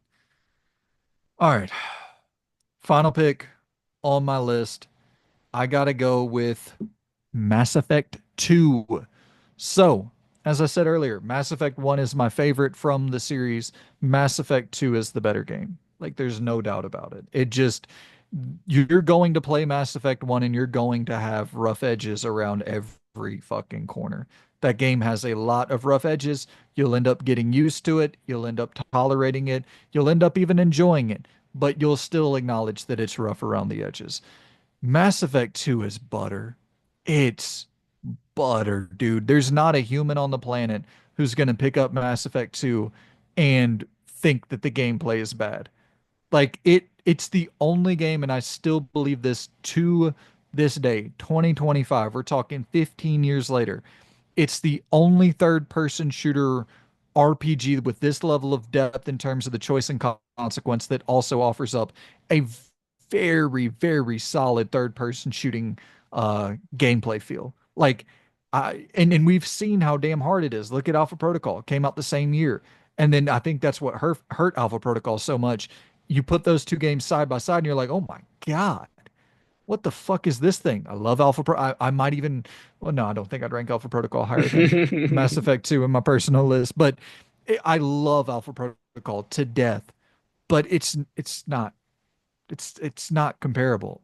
And I I still, once again to this day, don't think you're going to find a third person shooter RPG with that type of agency in terms of choice and consequence that feels that good to play. It's stupid, man. It's stupid. And it's everything that a sequel should be, like you've said before, where it's just bigger, better, higher budget across the board. Some of the set piece moments in Mass Effect 2.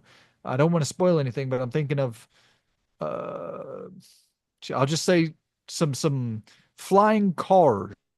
I'll some flying some yeah. So it's a moment in that game that's just like, oh my God, dude, how expensive was this?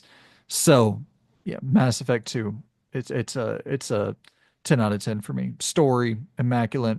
Gameplay, immaculate. Um, yeah, I dig that game so fucking much.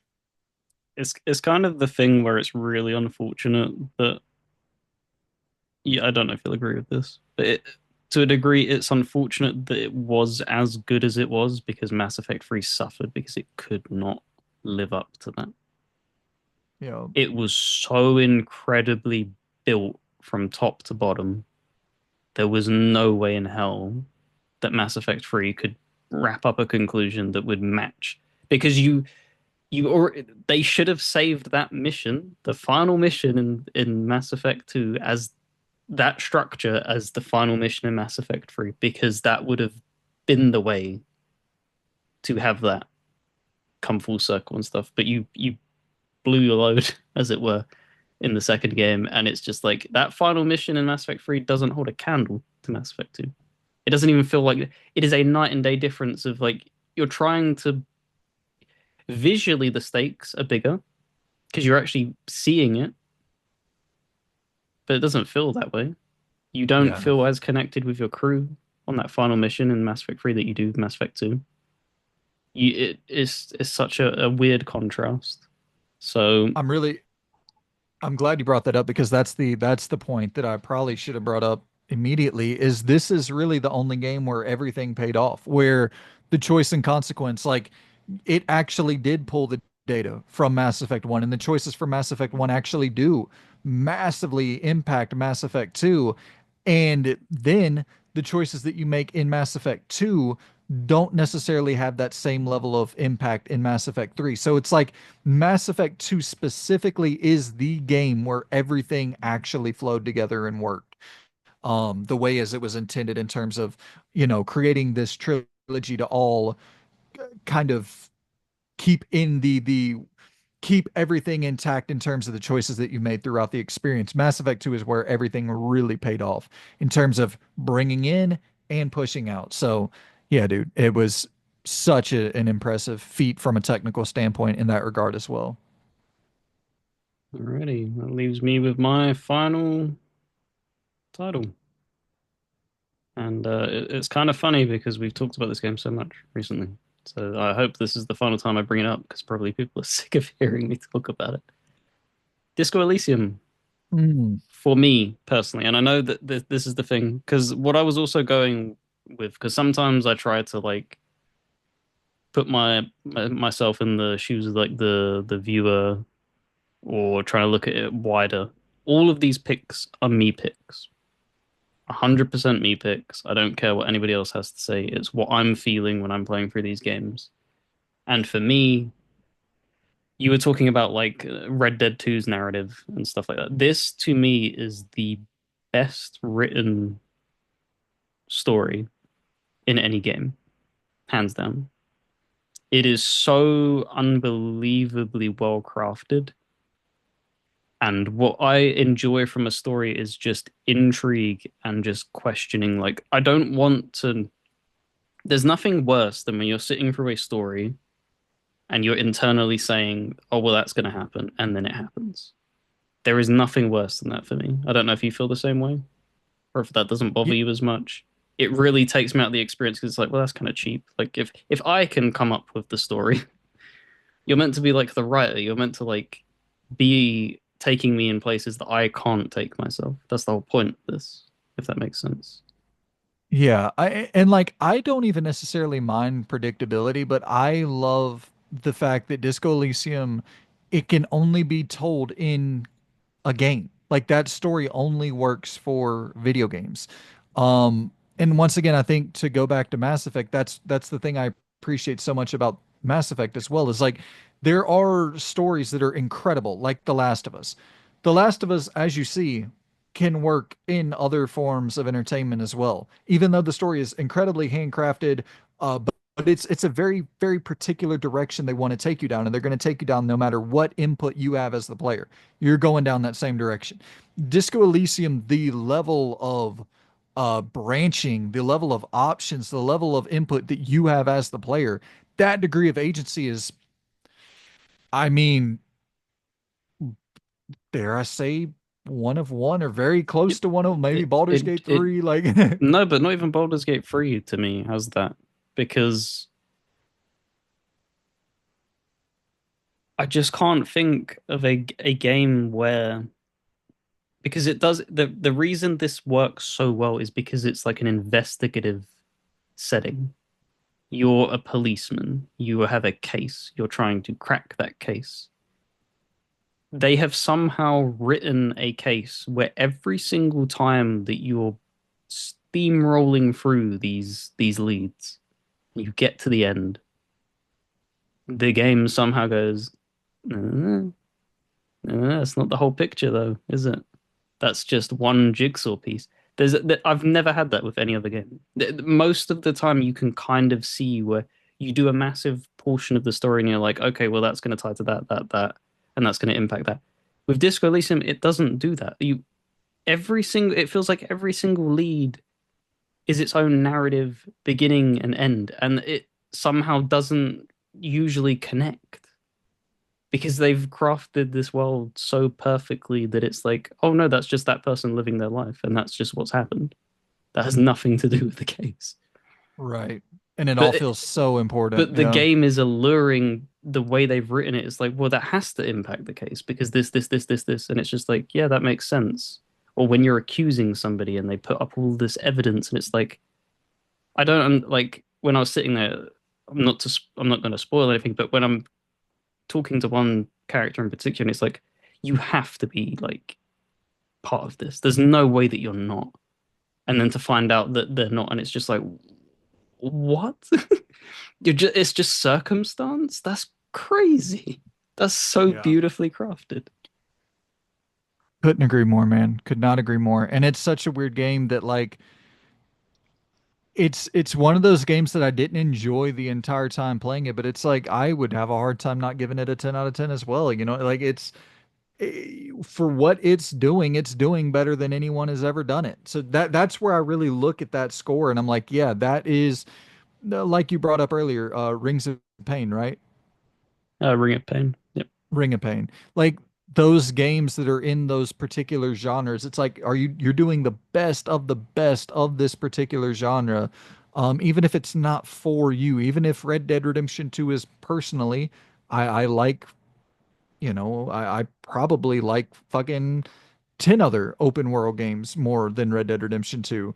I don't know about 10, but you know what I mean. But like I still acknowledge that that is the pinnacle.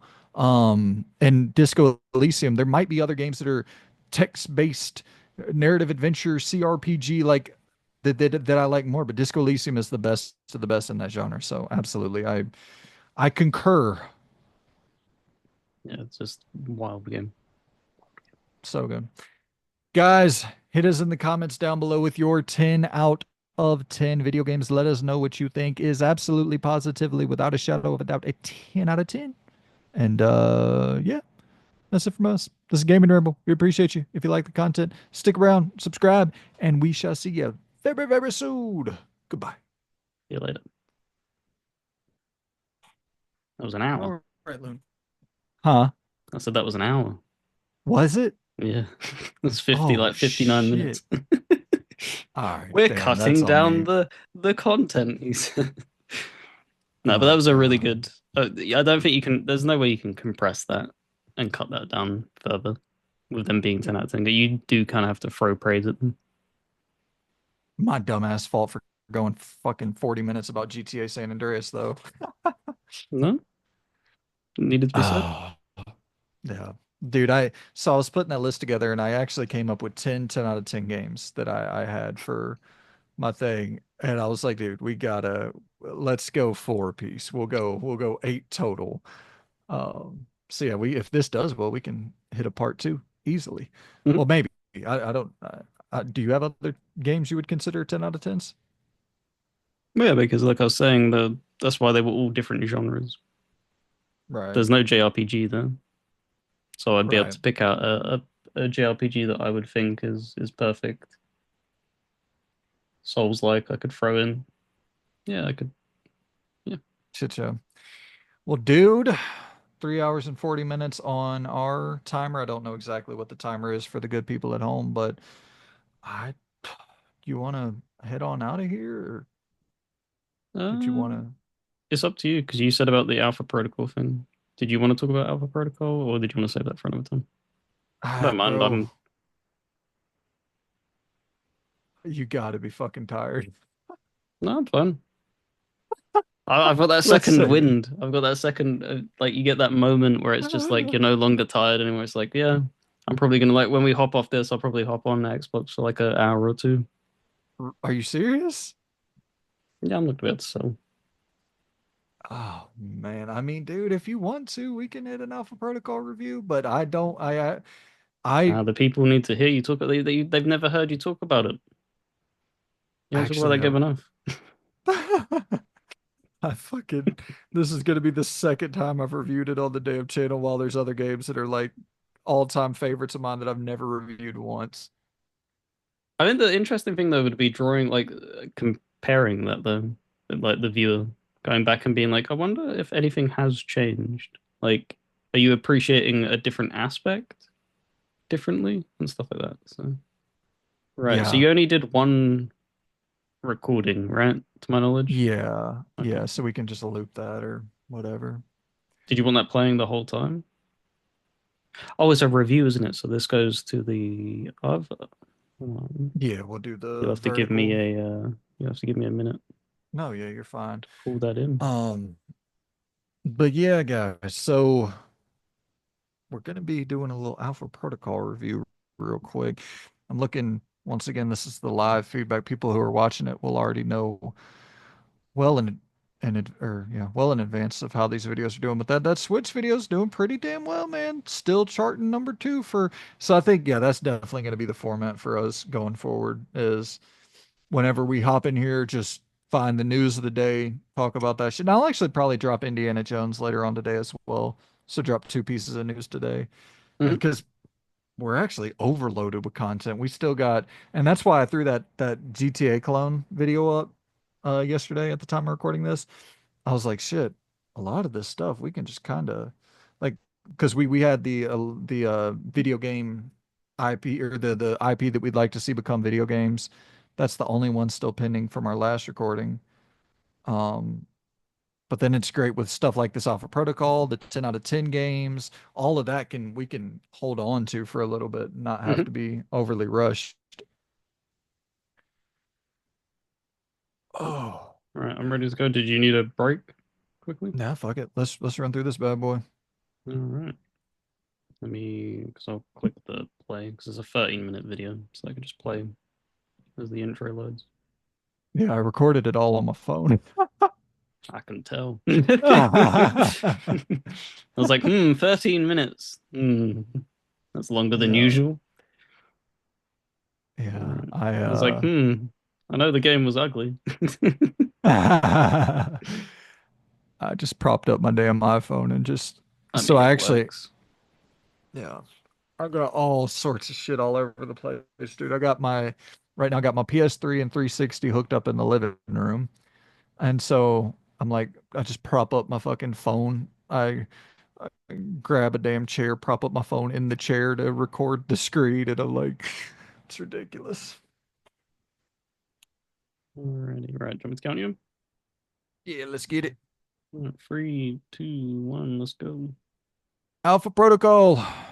15 years later, here we are discussing the greatest game that has ever been created. And that is a fact. There is no bias coming from me in that regard. Um, Loon, I'm pumped to sit here and really dive into the Alpha Protocol weeds with you here today, man. I know this is a game you have a lot of love for, and it's a game I obviously have a lot of love for. But it's also a game that I think we both acknowledge is very, very flawed. Um, so I've replayed this game like 5 times in the last 5 years. It's fucking ridiculous. So I've replayed it again, and I wanted to just kind of sit here and review this thing with you, Loon. And when's the last time you've jumped into Alpha Protocol? It's been a while. Give me like 2 seconds and I can look very quickly. Just boot Yeah. up So for achievements. no, you're good. I'll kind of give the people my reasoning for jumping back into Alpha Protocol again and again and again. I can't fucking quit. This is a game I just want to come back to over and over and over. And there's so much choice here that I want to see how everything differs depending on what I choose. And it always differs so much. It's so rewarding. So how long's it been, Lou? Uh, I finished it on the 1st of March, 2020. Okay. So yeah, 5 years ago. 5 Perfect. years. So let's start there. Like, what are your overall thoughts on Alpha Protocol. Is this? Do you hold this game in as high of a regard as I do? Do you really think this is like truly something special and such a bummer that it's just kind of left dormant? Absolutely. It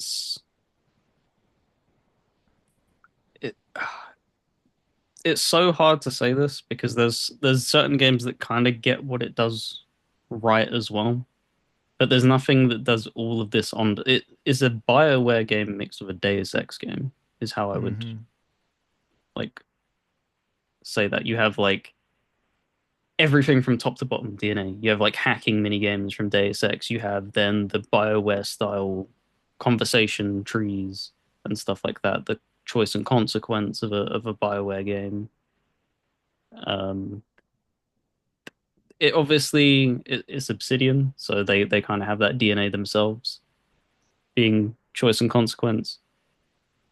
I I find it very, very, very sad that this never got a sequel because it's the kind of thing where it's the perfect Obsidian game where it lines up of a vision that is so unbelievably creative but flawed, Yep. and they never got the opportunity to see that through. Whereas many other times they have had that opportunity, like Fallout, stuff like that, to see it through. This could have been a juggernaut if I'm being 100% honest, if they would have got a second chance at this and it didn't look as goofy, because we both love it, Yeah, but it looks goofy as hell. Like it some of the does. character models are like, that's kind of questionable. The animations and stuff like that.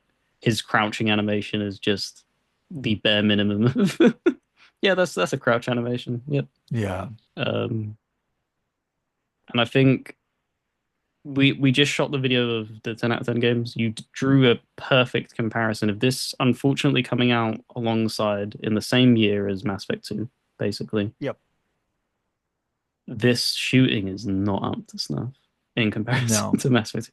This feels like when you look back at how you could appreciate what Resident Evil 4 did back then, but boy oh boy, playing it now it's rough. It's like this is a third person shooter, yes, and the same like Resident Evil 5. Yeah, it's a third person shooter. This doesn't feel good to play. And that's Yeah. kind of like the thing of when you're playing through Alpha Protocol, at least this is how I felt. You're mainly tolerating that crappy gameplay, at least until the latter part of the games, Yep. where your skills actually overhaul the systems and make it what should have been the entry level Yeah. feel. Because that's what Deus Ex does so well. Is that I know some people kind of criticize that though. I don't agree with that criticism of some people feel that in them Deus Ex reboots, it's not as RPG centric for the guns because you can pinpoint precision shot people at the bare minimum, like at the basic level. I understand that from like an RPG perspective, but it just makes it feel good. It's just a It, good feeling game because otherwise you end up with this. And there's no one on planet Earth. I refuse to believe it that you're going to turn around and you would prefer this than Deus Ex as your baseline gameplay. 100%, dude. And it's so different comparing like sword combat to gunplay. Whenever you have a sword and it's a little bit spongy and it's like, oh, okay, well, I'll upgrade it. And then it's a little less spongy and oh, I'll upgrade it some more. And then you really feel like you're doing real damage with those swords and RPGs. Like that is a system in terms of how it feels to play. Like you can understand that because my sword attack is still hitting the character and there's still some animation there. There is still some level of okay, this computes in my brain. But whenever I line up my fucking crosshairs, pinpoint, gotta do just dead to rights, drop a headshot that I think is supposed to be a headshot and it only clips off like 10% of his damage, like it only clips off 10% of his health. It's like it just doesn't compute in most people's brains. So I actually do feel for them because I think it is just much more difficult to create a uh a shooter role-playing game hybrid than it is to create like a melee-based role-playing game hybrid, a sword-based melee role-playing hybrid game. And so I feel for him there, but no doubt it just feels better to play a Deus Ex, and it feels much better to play a Mass Effect 2, which is the direct comparison because both third-person shooter role-playing games that came out in the same year. However, Mass Effect 2's Paragon Renegade system is so much more limited than the choices you get to make in Alpha Protocol. And you can maybe say some of the choices have a bigger uh, uh, resolution. It has like a more fully formed arc in Mass Effect Mm-hmm. 2, and I can appreciate that. But oh Jesus, dude, you get to make ridiculous decisions in this game. Like you can take your Michael Thornton and end up turning him into like a black market fucking information distributor where he's making hundreds of thousands of dollars trading secret intel to different criminal organizations, and in doing so Michael Thornton ends up becoming his own criminal organization dealing in fucking black market information trade. Like it's wild that you can do that, which this is essentially supposed to be a James Bond role-playing game. Oh, I'm the hero, I'm the good guy. It's like, nah, 5 hours into the game, I'm making hundreds of thousands of dollars just selling fucking secret uh organization or selling secret information on the black. Like that's crazy that you can even sell anything on the black market in this game. And just dealing in the black market so the level of depth that they go to show like how shady the inner workings of these high ranking CIA operatives, how shady shit can become when you're dealing with criminal masterminds and how they can rope you in, and also how beneficial it can be to allow them to think that they're roping you in to their criminal organization, and you're playing into it as like, yeah, yeah, I'm your pal. And in doing so, you continue getting more information. And then you could take that information and flip that back onto the black market, make even more money. It's so layered upon layered upon layered. And then you can, we're just, this is going to end up being a straight up fucking, I, anywho, it's so crazy to me that you can side with these different criminal masterminds, these different fucking terrorists, if we're being honest, and you can use their trusting status of Michael Thornton to actually completely alter story missions that you'll see. Like you'll completely alter things that you will see in this game based on the alliances that you form. That is nuts. That you can ride into one mission on a fucking tank going guns blazing because you decided to side with one faction, won't go into any spoilers, or you can go in on the rooftops with, high level special ops, deploying that level of strategy and kind of going in with a stealth sort of objective to not be seen. And you're getting to do all of these different things in the same mission, all based around the choices that you made for which fucking evil empire you're siding with. Yeah, it's choice and consequence being balanced with actually giving the player proper roleplay. That's giving you a scenario that would suit your playstyle. And because, like you was alluding to, you can ride in a tank, you can insert in on the roof. Something as simple as a conversation can spiral as well. It's not just like something huge where like you do something in a mission. Even just something as short as like a 3 minute conversation can impact the entire layout of an upcoming mission. Because you can get into an altercation with somebody and beat the living daylight out of them to play bad cop, to the point where he then goes back to the superiors and he's like, "No, man, you need to up like the security. This guy's a nutcase. Like this guy is not playing around. You need to like be on alert." So that you being that impulsive person and leading into that, that's punished you if you want to be stealthy. If you're trying to be like a hard ass stealth, so you then are like, "Oh man, I've spawned more people in and they have better equipment and stuff like that." Whereas if I would have just not been so heavy handed, they wouldn't have anticipated me as much of a threat as I am. So like that level of what you was talking about with giving choice and consequence, but the finality. So towards the end of the game, that it's not like that with a Mass Effect 2, where it has everything building up to that final mission, but it's immediate. And that's something that Mass Effect 2 doesn't always get right. Is that there's nothing really in Mass Effect 2 where you can make a conversation dialogue thing and then it immediately impact the next mission Yeah. and make that, because that builds immersion. Even though this game's clunky as hell, that builds it makes you feel like you're in a living world. It's reacting to your choice immediately, even if it doesn't tie that towards the endings and stuff like that. It just makes it feel, oh, the game actually reacted to my choice. And then that puts the seed in your mind of like, I need to really think about what I'm choosing then moving forward for every single decision. And that's great for a role playing perspective. Well, and it's the thing too, where a lot of this can sound loosey goosey, like if you've never played the game, where we've played many role playing games where they present so many options and there's like a little bit of payoff here, a little bit of payoff there, but their structure is very limited in terms of like giving, like, this is still a good, well written video game with like a well written A to B to C story that you're going to follow down. Like, it's not just this thing where you have a bunch of choices and we'll see. Like you actually do have a cinematic story with good cutscenes. Fucking, it's just a high quality story across the board, even if you were to take out the choices, which is like that's really a true testament to the overall story that they're crafting here.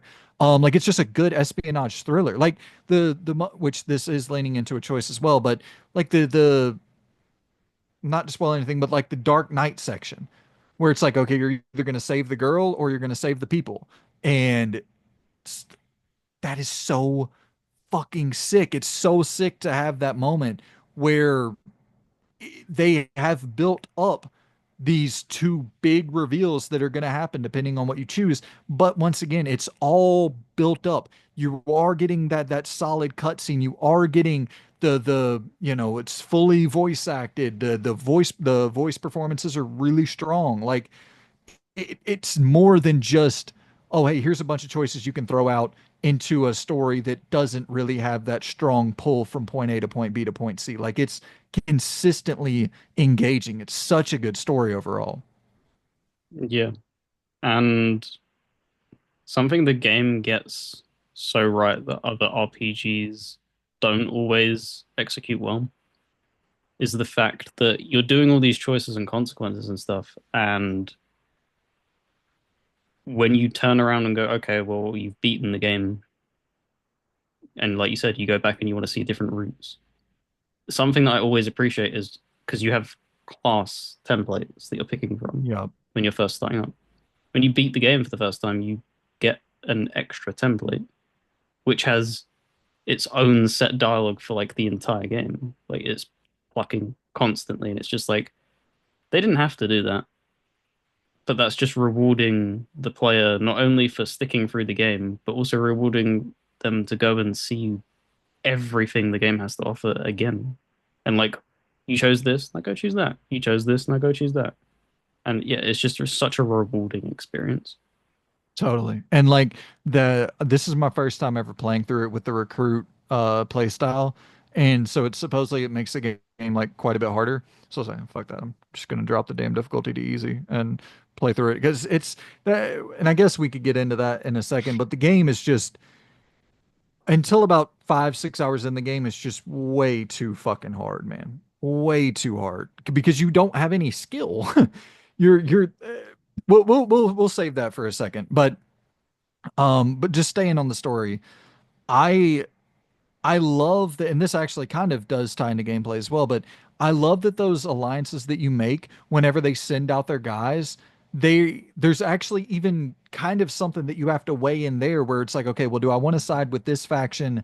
Because the type of people they send in, they might not be the type of people that kind of complete the mission the same way I want to complete the mission, and they also might not be as high level.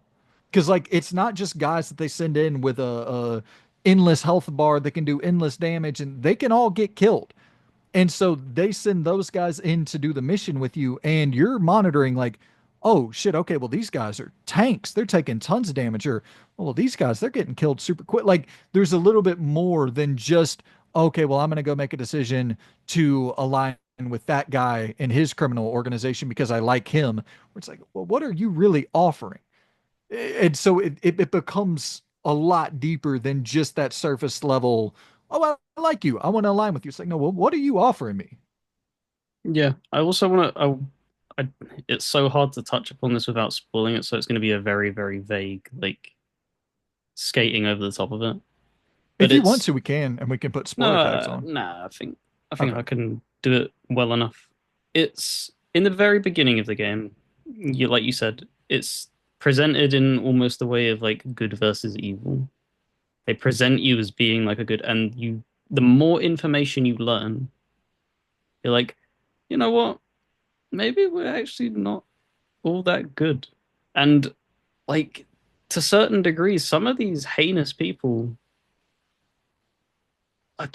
you could in some scenario you could argue that they're better than us, and they're just dealing with a hand that they're dealt. And that's why, like, when you're able to write a story like that, and not this, because this is the thing that Mass Effect gets bogged down with, is it's the Paragon Renegade thing. Because you Yep. limit to a good evil, a white and black scenario, they they have to account for that with the whole story. Whereas if you add in a bit of grey, which is what Alpha Protocol really does well, is that you end up encountering these characters, and because you're not only using them for your own personal gain, you're also able to empathize with them in certain scenarios. Because when you learn about all the things that have gone down, you're like, oh, you only were like doing this because we actually poked your hornet's nest to begin with and stuff like that. We manipulated you and backed you into this corner, or that they manipulated you and backed you into it. So it's just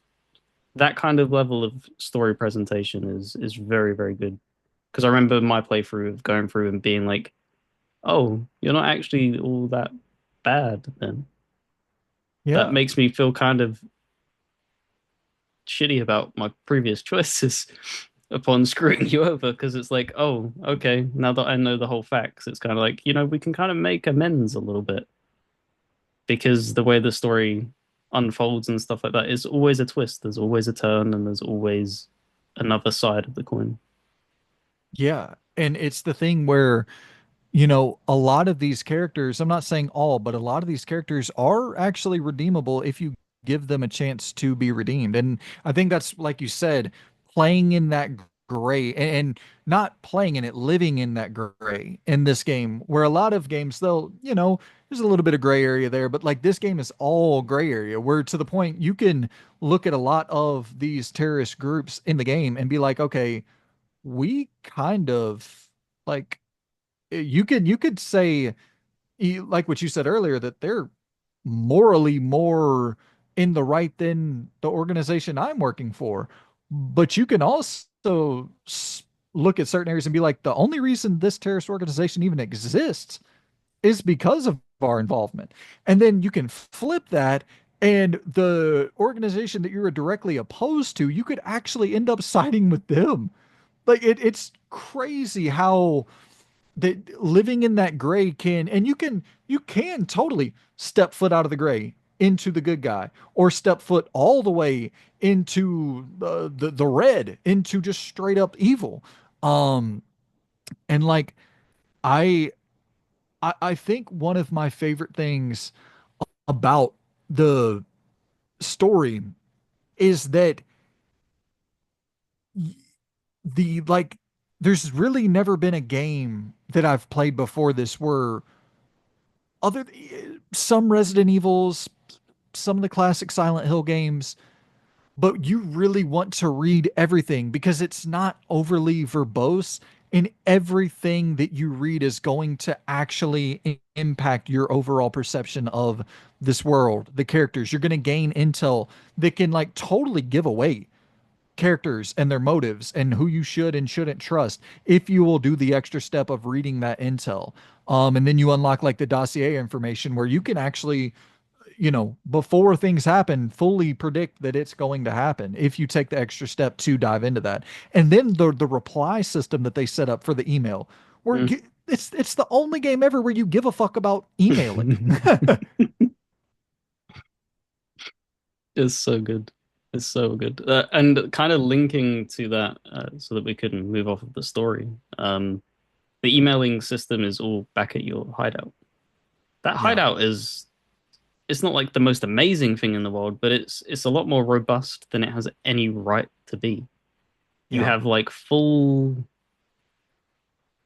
companion missions that like can conclude there. You like you said with the emailing thing, you're able to talk to people.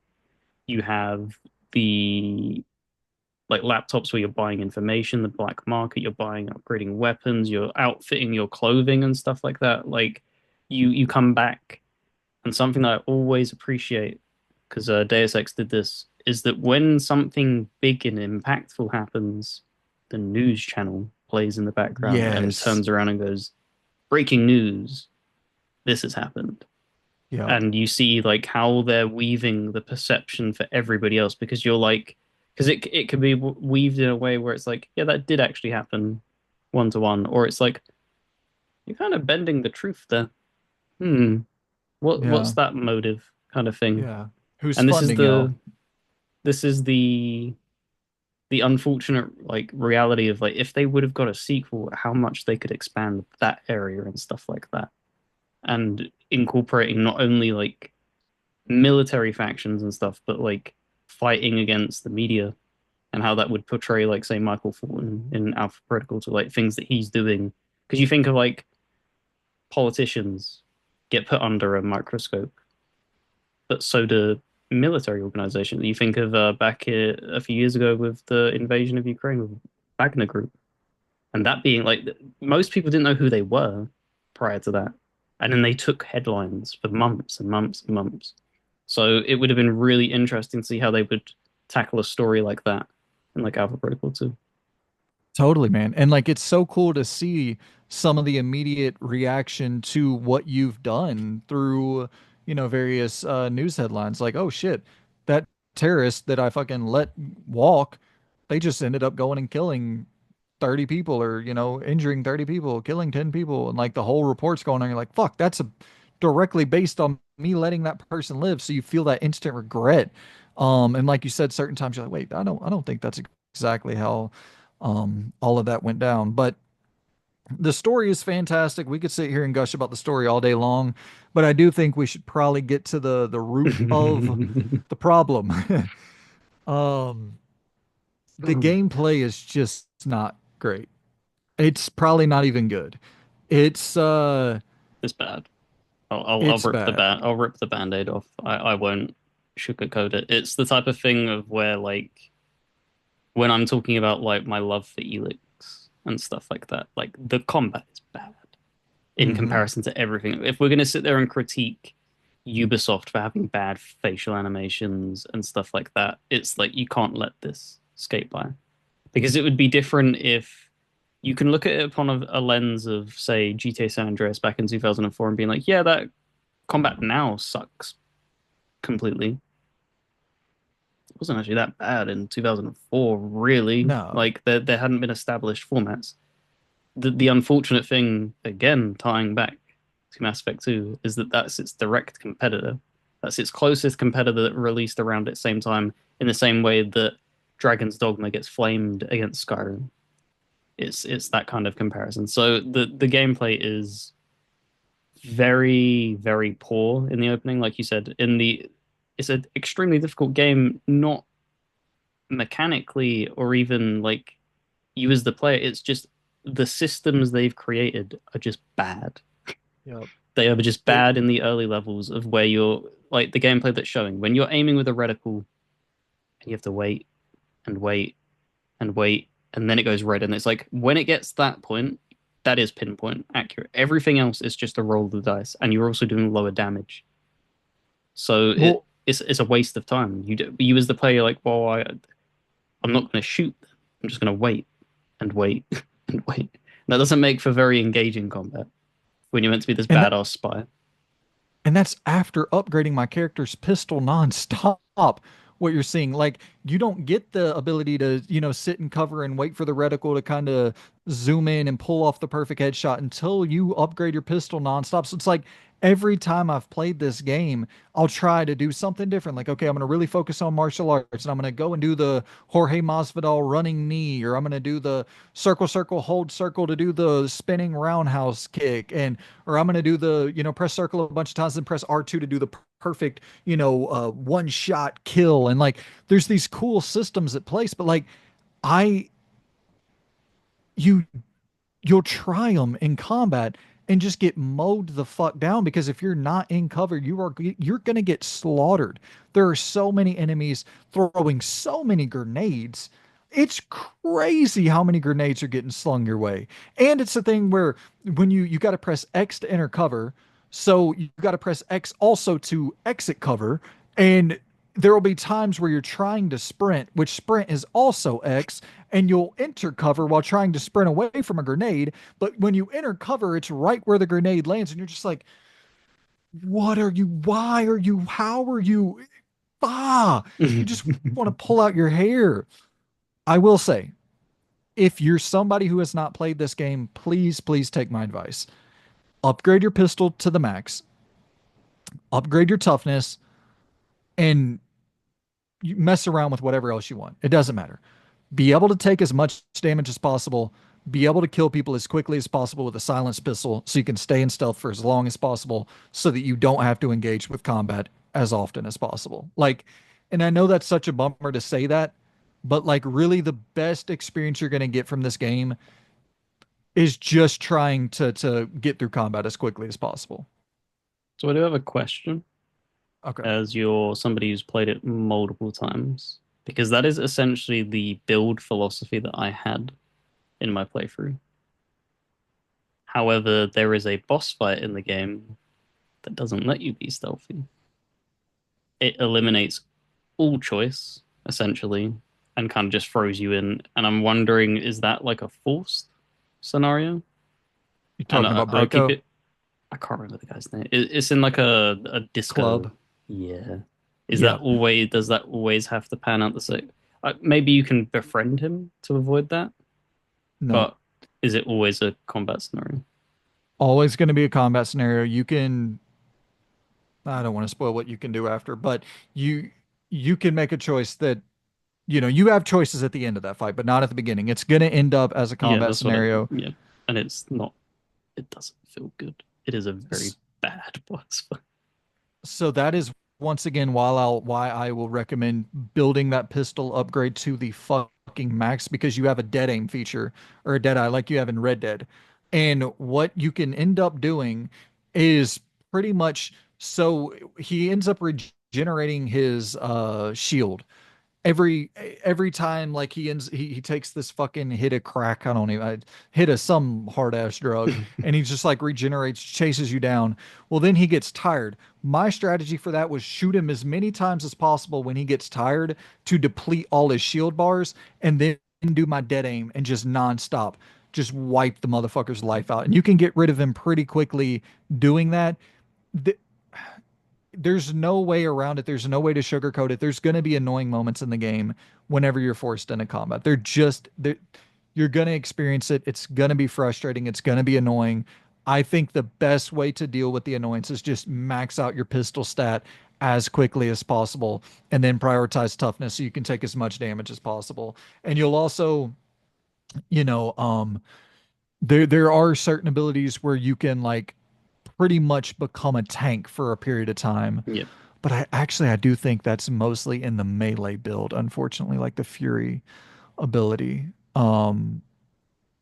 But anywho, yeah, because I've been doing a lot of melee um upgrading and shit where because I just wanted to go down after I fully upgraded my pistol. I went down and I upgraded some of the melee points this time around, just trying out new shit. But it's going to be a game that frustrates you from a mechanical standpoint with the gameplay, but you can just pretty much duck into cover and not let anybody hit you and just kind of position the camera where you think the target is going to be. The Mhm. reticles zoom in and you just pick them off with headshots. Yeah, it's one of the more, for me, unfortunate aspects of the game because they have these two pillars. One is the combat, which is just bad, but they also have the environments. And the environments vary so damn much between missions. You have, you're going to the Middle East, you're going into office buildings, you're going into, I think there's a boat section at one point where you're like on a Yep. yacht. So sick. Um, is there a sniper section or am I Yep. mistaken? Yep. There is. There's this like, I can't think of the name. There's a place in France where you have a massive like on a road. There's like a gate kind of thing built out. There's like a kind of scenario of that Yep. of an interaction. That's what I mean. It varies these areas so damn well that the gameplay doesn't back it up, if that makes sense. It doesn't have its back because you're having to resort to playing fairly the same way, like from a gameplay perspective. Whereas from a narrative perspective, there's so much flexibility in the way that you're doing stuff, but the gameplay just doesn't match it in any way, shape, or form. And Because it's shotgun is a situational weapon. So when you have longer based areas, it's pointless having shotgun points. It's pointless having melee points in the grand scheme of things. Hence why the the go-to thing is a pistol because it's yep. so unbelievably unbalanced because it doesn't have as bad as a drop off range. It's so incredibly good. It's what everybody just goes to. So what I will say is that the praise is the environments. The environments vary so damn well. It's just unfortunate that the gameplay doesn't allow you to explore and break these areas in a different way. They're very, very. It feels strange. It feels at odds with itself in a way. Well, and Loon, I think the reason you have so much variety with environments is because this is back to the old design philosophy where not everything has to be this interconnected open world. Like it Yep. is not an open world game. You are not going from one location to the next on foot or in a car or anything like that. You are literally going to travel from Taipei to Rome to like you're going across the fucking world. And it's setting up very, very intentionally designed small set pieces, small locations for you to interact with. And it's not you're not having to worry about rendering in anything in some sort of open world. It's all level by level based. And I think that is a great structure for an RPG. I miss that so much. And Mhm. also, I think the reason you get so much freedom and flexibility with your choices is the game's like 10 hours, 15 hours. Like, it's not a long game whatsoever. You can burn through this in, if you're a maniac, you can burn through this in a couple days. You know what I mean? Like it is such a, that's why it's such a fun game to go back to because I never feel like I'm jumping into a behemoth. I'm jumping into something that's totally finishable in a few days. And um, even to your point of the sniper section, like I was just thinking about it when you were talking about it. Like you don't even have to kill the guy. You're finding and there's different sniper sections, but there's one in particular where like you don't have to kill the main target. What game offers you that where you lock in, you got all the mechanics set up for your sniper encounter, but you don't even have to kill the main target because you, believe it or not, can side with the main target, just like you could side with everyone else in this crazy ass world. Um, yeah, it would have went a long way because the melee combat they offer up some cool moves. It really would have went a long way to like have a counter button, whatever it may be, a triangle Arkham style counter, whatever it may be. It would have went Mhm. a really long way to be able to because what'll end up happening is a dude will run up to you and corner you and start blasting you with a shotgun or whatever and you'll try to press circle real quick to throw a punch at him but then they'll back up just like two steps and just bow belt you with another fucking shotgun blast and it would just be so nice for when he first comes up to you and punches you or whatever that you can counter that first punch before he's able to back off you and then you can have him engaged where you put him in a fucking clinch and hit him with some uppercuts or whatever based on your upgrading like if they would have allowed for that level of range with your melee combat I think it would have really opened it up to where you actually had more options than just okay I'm gonna grab my silenced pistol I'm gonna wait for Yeah. the reticle to zoom in pop off a head. Or like a um, lunge to close the distance, even if it's a very well, soft lock on lunge.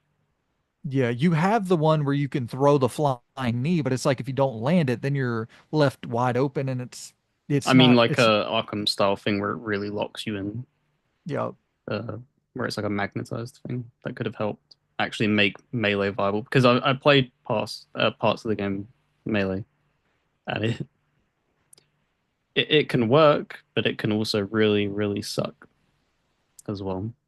yeah And it wasn't even primarily like, oh, it's because your points. It's just the way the character moves and animates. It just doesn't feel like things are connecting the way they should. Much like with the guns and stuff in the early sections and stuff. It's just gameplay is not this game's strong suit. no.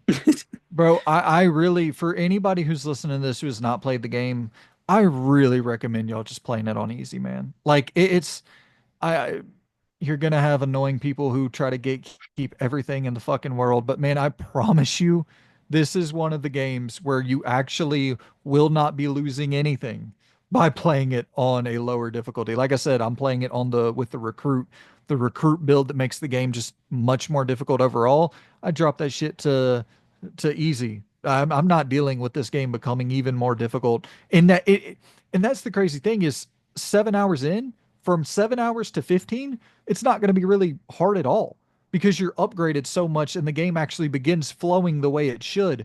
But those, you don't want to make those early hours a slog if you've never played the game before. So, yeah, and man, there's a mission with Surkov. I don't want to go into any spoilers, but where you're out in the opening in the snow and those dudes are trying to kill him, and he has the life meter and it just ticks down so quick. It's so annoying. And that's the one reason why I try to at least get the flying knee, the Jorge Masvidal flying knee. That way, because like you said, if you just throw circle and you're near an enemy, Michael Thornton is not throwing punches at the enemy or he's not lunging to do like a flying, like he's just punching the air. It's fucking crazy. So you actually need that flying. So I maybe upgrade a little bit of your melee, but after the pistol first and foremost. Um, but I need that flying knee to run up and try to gain some distance on the enemies. And it's such a that mission's such a bummer. There are a few missions that are such a fucking bummer. I also wish you could drive the motorcycle just in one kind of Tomb Raider Legends on rails. That'd be so That's what I sick, was dude. gonna allude to. Like, imagine with like a sequel, the amount of vehicle opportunity, even if it is fairly on rails, it doesn't have to Yeah. be an open world thing. Just having it as a set piece. Because I'm thinking back to, the James Bond games did it. You had an entire, like in Bloodstone and stuff, had fairly competent driving sections in that game. And it's just like, because I didn't do any research upon when I played that. I think I played it like last year or the year before.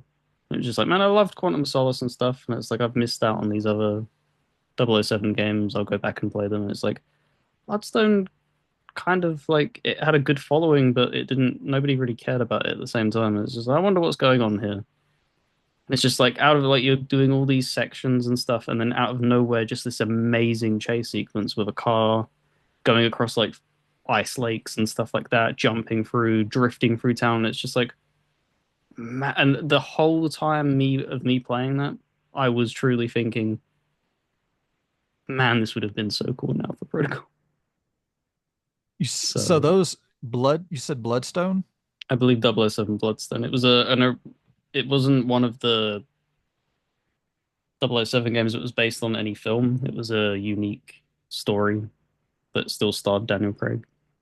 Third or first person? I think it was first and had like third person cover based. Nice. I'm about to buy that. I'm gonna grab that because I'm in right now. I'm in that pocket, man. Like I want to play some spy shit. I love Let me make spies. sure it's the right one. Well, I'll buy both, and I'll just. 007 Bloodstone. But I guess to put a final cap on this, because I mean I it's really a hard Alpha Protocol is such a hard game to kind of boil down. You know what I mean? Like if we wanted to score it or whatever, I don't know if you really Oh, want it's to do third all that, person, but by the way. Sorry. third. Yeah, I was thinking of Quantum of Ooh. Solace, which is first person and third person cover.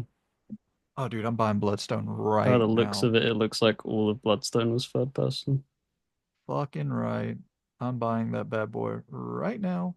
Um, but yeah, talking about Alpha Protocol and like if we wanted to score it, I do think this is one of the harder games to score because I have a love for this, a level of just passion for this game that's gonna make it like for me, it would be hard for me to give this a, Alpha Protocol is one of those games that probably deserves a 7. You know what I mean? But like I I So, love this game. I have a certain disdain for scores because I don't know if I've ever like unpacked that fully, isn't it? But we can do it here because this perfectly fits and because it applies directly to this game. You're sitting there and you're saying you'd probably give it like a 7, like you could, for instance. And then you think of every other game that's a 7, and it's just like, man, but like the things that that other game does a lot better in this. So like how I've always envisioned and what I really wish, and I hope I do this one day. I want to do this. It's just a lack of time because I think I've run it by you behind the scenes. I've just never said it on camera. Is that if I was to score something out of 100, I would break it down into core components that would make that 100 up. It's not just a 7 out of 10 as an overall product. It would be, say, like narrative would make up 10 points of that 100, sound and voice and stuff. Because then you can basically not only arrive at a number that's the finality of it, you can basically tweak and dissect to a T of like, right, so that is a narrative powerhouse, but by God, that gameplay sucks ass kind of thing. Because when people, it's what kind of annoys me when people spout like IGN when they lead off their like little tiny reviews and like, yeah, 7 out of 10, and then they just close the video and it's just like, I don't fucking tell you anything. What the hell? Uh, How is that? Like, this is why people get annoyed at you. Like 9 out of 10, 10 out of 10. Like, it's meaningless, really, in the grand scheme Oh of yeah. things when IGN covers that in that way because it's like you've not you've given like a 2 minute super scrub of the game and being so vague with your points, and then you arrive at that number, but that number has no correlation to the point that you made. Like it's baffling to me. Scores are meaningless in general, in my opinion. I think scores hold absolutely no value other than the entertainment purposes. I think they're fun for content, but I don't think they really hold any value whatsoever. Like I don't Do you it, not think that that could hold more value though if you're dissecting it to a more degree like that though, to where you're I actually able to pinpoint why you're arriving at a 72 so, precisely instead of just plucking a number out of the air? so Shane Satterfield, who owns Sifted and used to was like the editor in chief of Game Trailers, G4, he Hmm. was a big proponent of doing the breakdowns of like having story mean this much, music, and then all of it has to combine and then be divided by whatever the however many different things you're adding, how many ever uh what's the word I'm looking for? Like if you have music, story, gameplay, Elements? uh yeah, how many ever elements. So if you have five different elements, you would add up the total score and then divide it by five Okay. and then come up with your overall. Um which sounds great in theory, but what if you have a game that has a 10 out of 10 gameplay system, but a 3 out of 10 story, and then that takes the game down to like a 6 out of 10 when everything's all categorized together, but the gameplay is so good. But that would then apply to because what you're holding on is like people who have viewed like say 9 out of 10 games previously that haven't been applied to that system. Because when you universally apply that to everything, it will then dilute how many 9 out of 10s exist in the world and actually bring down score and normalize it. Because what I also hate, and sorry to like harp on this, is that it's based the 7 out of 10 thing is also viewed in the way that American grading systems are viewed, where a 7 out of 10 is bad for a lot of people, is the way they view that. Or a 7 out of 10 is average, is another Average, like yeah. view. And it's just like, no, average is Five. 5 out of 10, guys. Like that, how are you not understand? Like, and that I don't understand where this level of thinking came from. Like it to me, that's baffling that anybody can arrive to that as a conclusion. It's just like 7 isn't average. 7 is above average. And that, Yeah. but yeah, that's just me being extremely, extremely facetious and nitpicky with scores. Yeah, I'm pretty much not that way with anything. Like I whatever the fuck people like whatever they figure out as the normal thing, whatever the general public decides is the normal thing, I'm like, yeah, fuck it, let's roll with that. Like cuz I'm a I don't know. rebel. I I've kind of come to this thing where it's like because I was talking about it with GTA clones, where people hate the term GTA clone so much, or they hate new metal or butt rock or whatever. But it's like fighting against what is the standard to like create some new like whatever the people decide is whatever the fuck the people decide. That's kind of how that's kind of my mentality on the whole thing. And if like this is the review format that people have decided is the most succinct and the but and it's not I think you have or you don't have to or nobody has to, but for me, the way I look at it is I want to extrapolate the fun from things. And how can we use the standard understood format and also hopefully make it understood that we don't really give a fuck about it. Like I don't You could combine it though, couldn't you? what you mean? Well, you could arrive that this is a six, say, like Alpha Protocol. Like systematically, mechanic wise, it is like a 6 out of 10, a 5 out of 10 game. Because the gameplay is that bad, it would drop it down that point. It's not a good playing game. This has not aged well whatsoever. So mechanically, it's like 5, 6, but then you would have an additional separate score of like, but it's an extremely fun and enjoyable game. Because sometimes you don't always need things to be executed flawlessly, critically, for them to be fun. It's like how campy movies, they're not Oscar winning movies, but I know you and me would enjoy them a lot more than sitting there for 4 hours watching Warhawks. Hmm. Because it's like, yeah, that's Yeah. higher forms of art. That's executed way better than Evil Dead 2. I'm not going to sit there and watch that. It's boring as shit. Hmm. Yeah, So, everybody's gonna have their own system or way of looking. Like for me, it's just I'd be down to try to implement that in some capacity, but I think we'd probably run into an issue where it's like, oh shit, we're scoring music to have the same, and maybe you would have you would base it on like story and gameplay have more impact to the score than like music, and because that would be fucking insane for music and like um I don't know, graphics to have the same impact to story and gameplay. Like I don't know a human being on the planet that values music and graphics as much as they value story and gameplay. no, but you can kind of bundle things in together that fit under that same umbrella to try and help skew that weight a little bit more. So it wouldn't just be music, but voice acting and music, because that's audio under one umbrella, audio of the game, visuals of the game, gameplay of the game, like their core elements. Does that make sense? Yeah, maybe doing audio and visuals together Yeah. potentially could work. Something like that. Because Something I to where understand like your point, because it would be like having an entire 10 point system based to just the music. Like, yeah, you could do that, but it's not, it doesn't feel good weighting it to the narrative of, say, Alpha Protocol as good yeah. music, but it's not comparative in that way. But you, with the t- voice acting tying that in, that would then have equal weight to the narrative yeah. because the Yeah, voice something acting's like been that. incredible. I'd be down to try. We need to build our review format. Maybe the next time we record, that can be one of our topics, trying to build out a review format. And I'm down to attempt it to some degree like that. I think it's just worth before we hop out of this is like I purely think it's silly and fun. Like I don't take it serious at all in terms of the scoring. I think it's a No, yeah, silly, yeah, as like as do I. I think though at the same time, I'd also like us to do our own thing.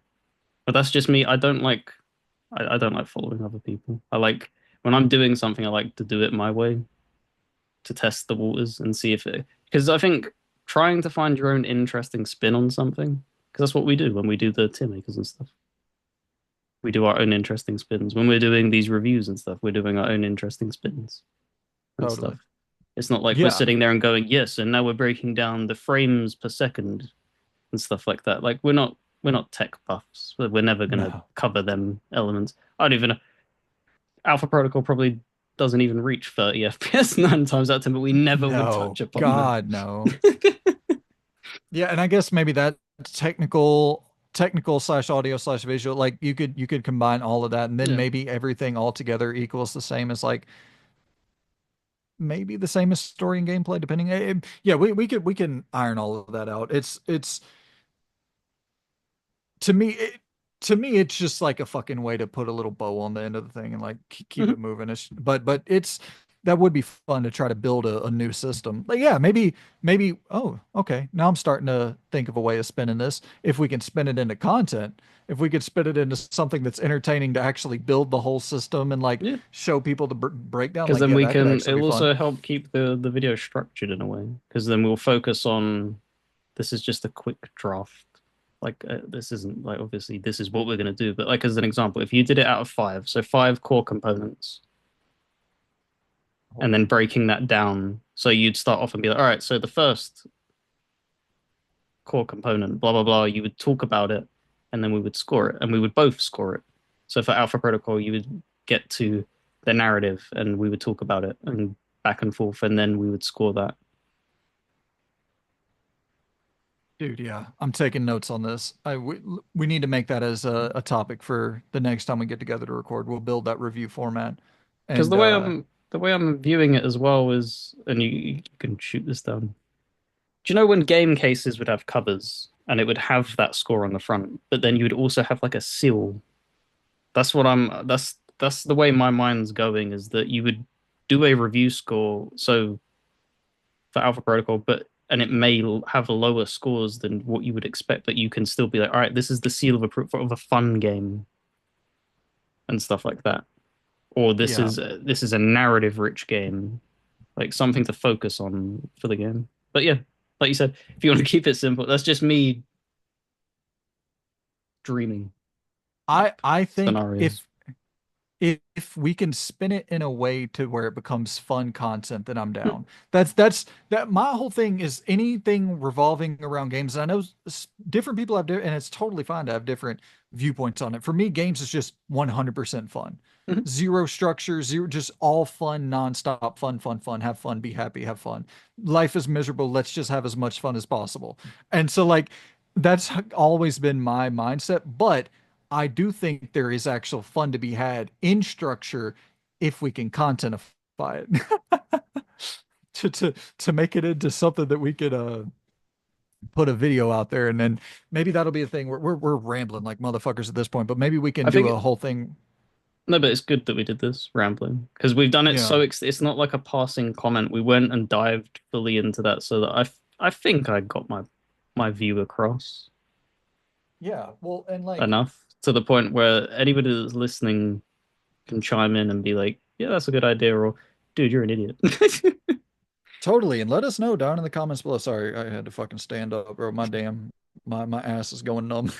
Um, but yeah, let us know in the comments, dude. But I actually, the more I'm thinking about it, the more I actually do want to do what you're saying. So, yeah, we're gonna build that bad boy. Let's build that thing next week. And yeah, if anybody has any comments or anything for additions, subtractions, things we should put in the review format, let us know because that'll be. Yeah, I'm actually kind of excited for this now. I was Hmm. really anti structure at first, but now I'm like, I think we could That's make because this I put really all fucking my points fun. into persuasion. I Well, on rolled that that note, check, critical failure, and then I reloaded my save and got the roll right the second time. shit, yeah, man. Well, on that note, guys, make sure you put your stat points to good use this weekend and be safe. Have which this probably won't even come out during the weekend for most people, but anyways, be safe, have fun, enjoy the vidges. Let us know what you think about Alpha Protocol in the comments below. We want a detailed breakdown, audio, visuals. Let us know, man. It's one of my favorite games of all time. I hope there's people out there who check this out who really dig it as much as we do. And it's And probably going to be one of appreciate the it for what it is. I think is a very important. Try to be. I know it's hard and it's kind of manipulative to say, but try and be a little bit lenient. This was Obsidian back when they had more ambition than sense. Is what I'll say. So yeah, yeah, more ambition and probably a little bit too much ambition, but boy, it made for something really special with Alpha Protocol. So I love this damn game. I'll probably replay it 5 more times in the next 5 years. I just replay it every fucking year, seemingly. It's such a nice replay. But we appreciate you guys. We'll see you all very, very soon. Take it easy and yeah, subscribe to Gaming Ramble for a lot of gaming rambles. Goodbye. see you later. Oh, dude. I am struggling, brother. My damn mm, fucking hip is like burning. I mean, that See, perfectly once links again, into you being saying you're old. I was about to There's say, the once physical again, symptoms, they're catching up. it's so fucking brutal, dude. So brutal. But yeah, dude. Well, we'll build that review format next. I'm actually really excited for that now. I know that turned into a 20-minute diatribe just discussing numbers and shit, but like I actually, the more we started talking about it, the more excited I was like, oh fuck, let's try to build this out and like You can figure really out some. gamify it. So that's what I was like. Yeah, I don't ever want it to be.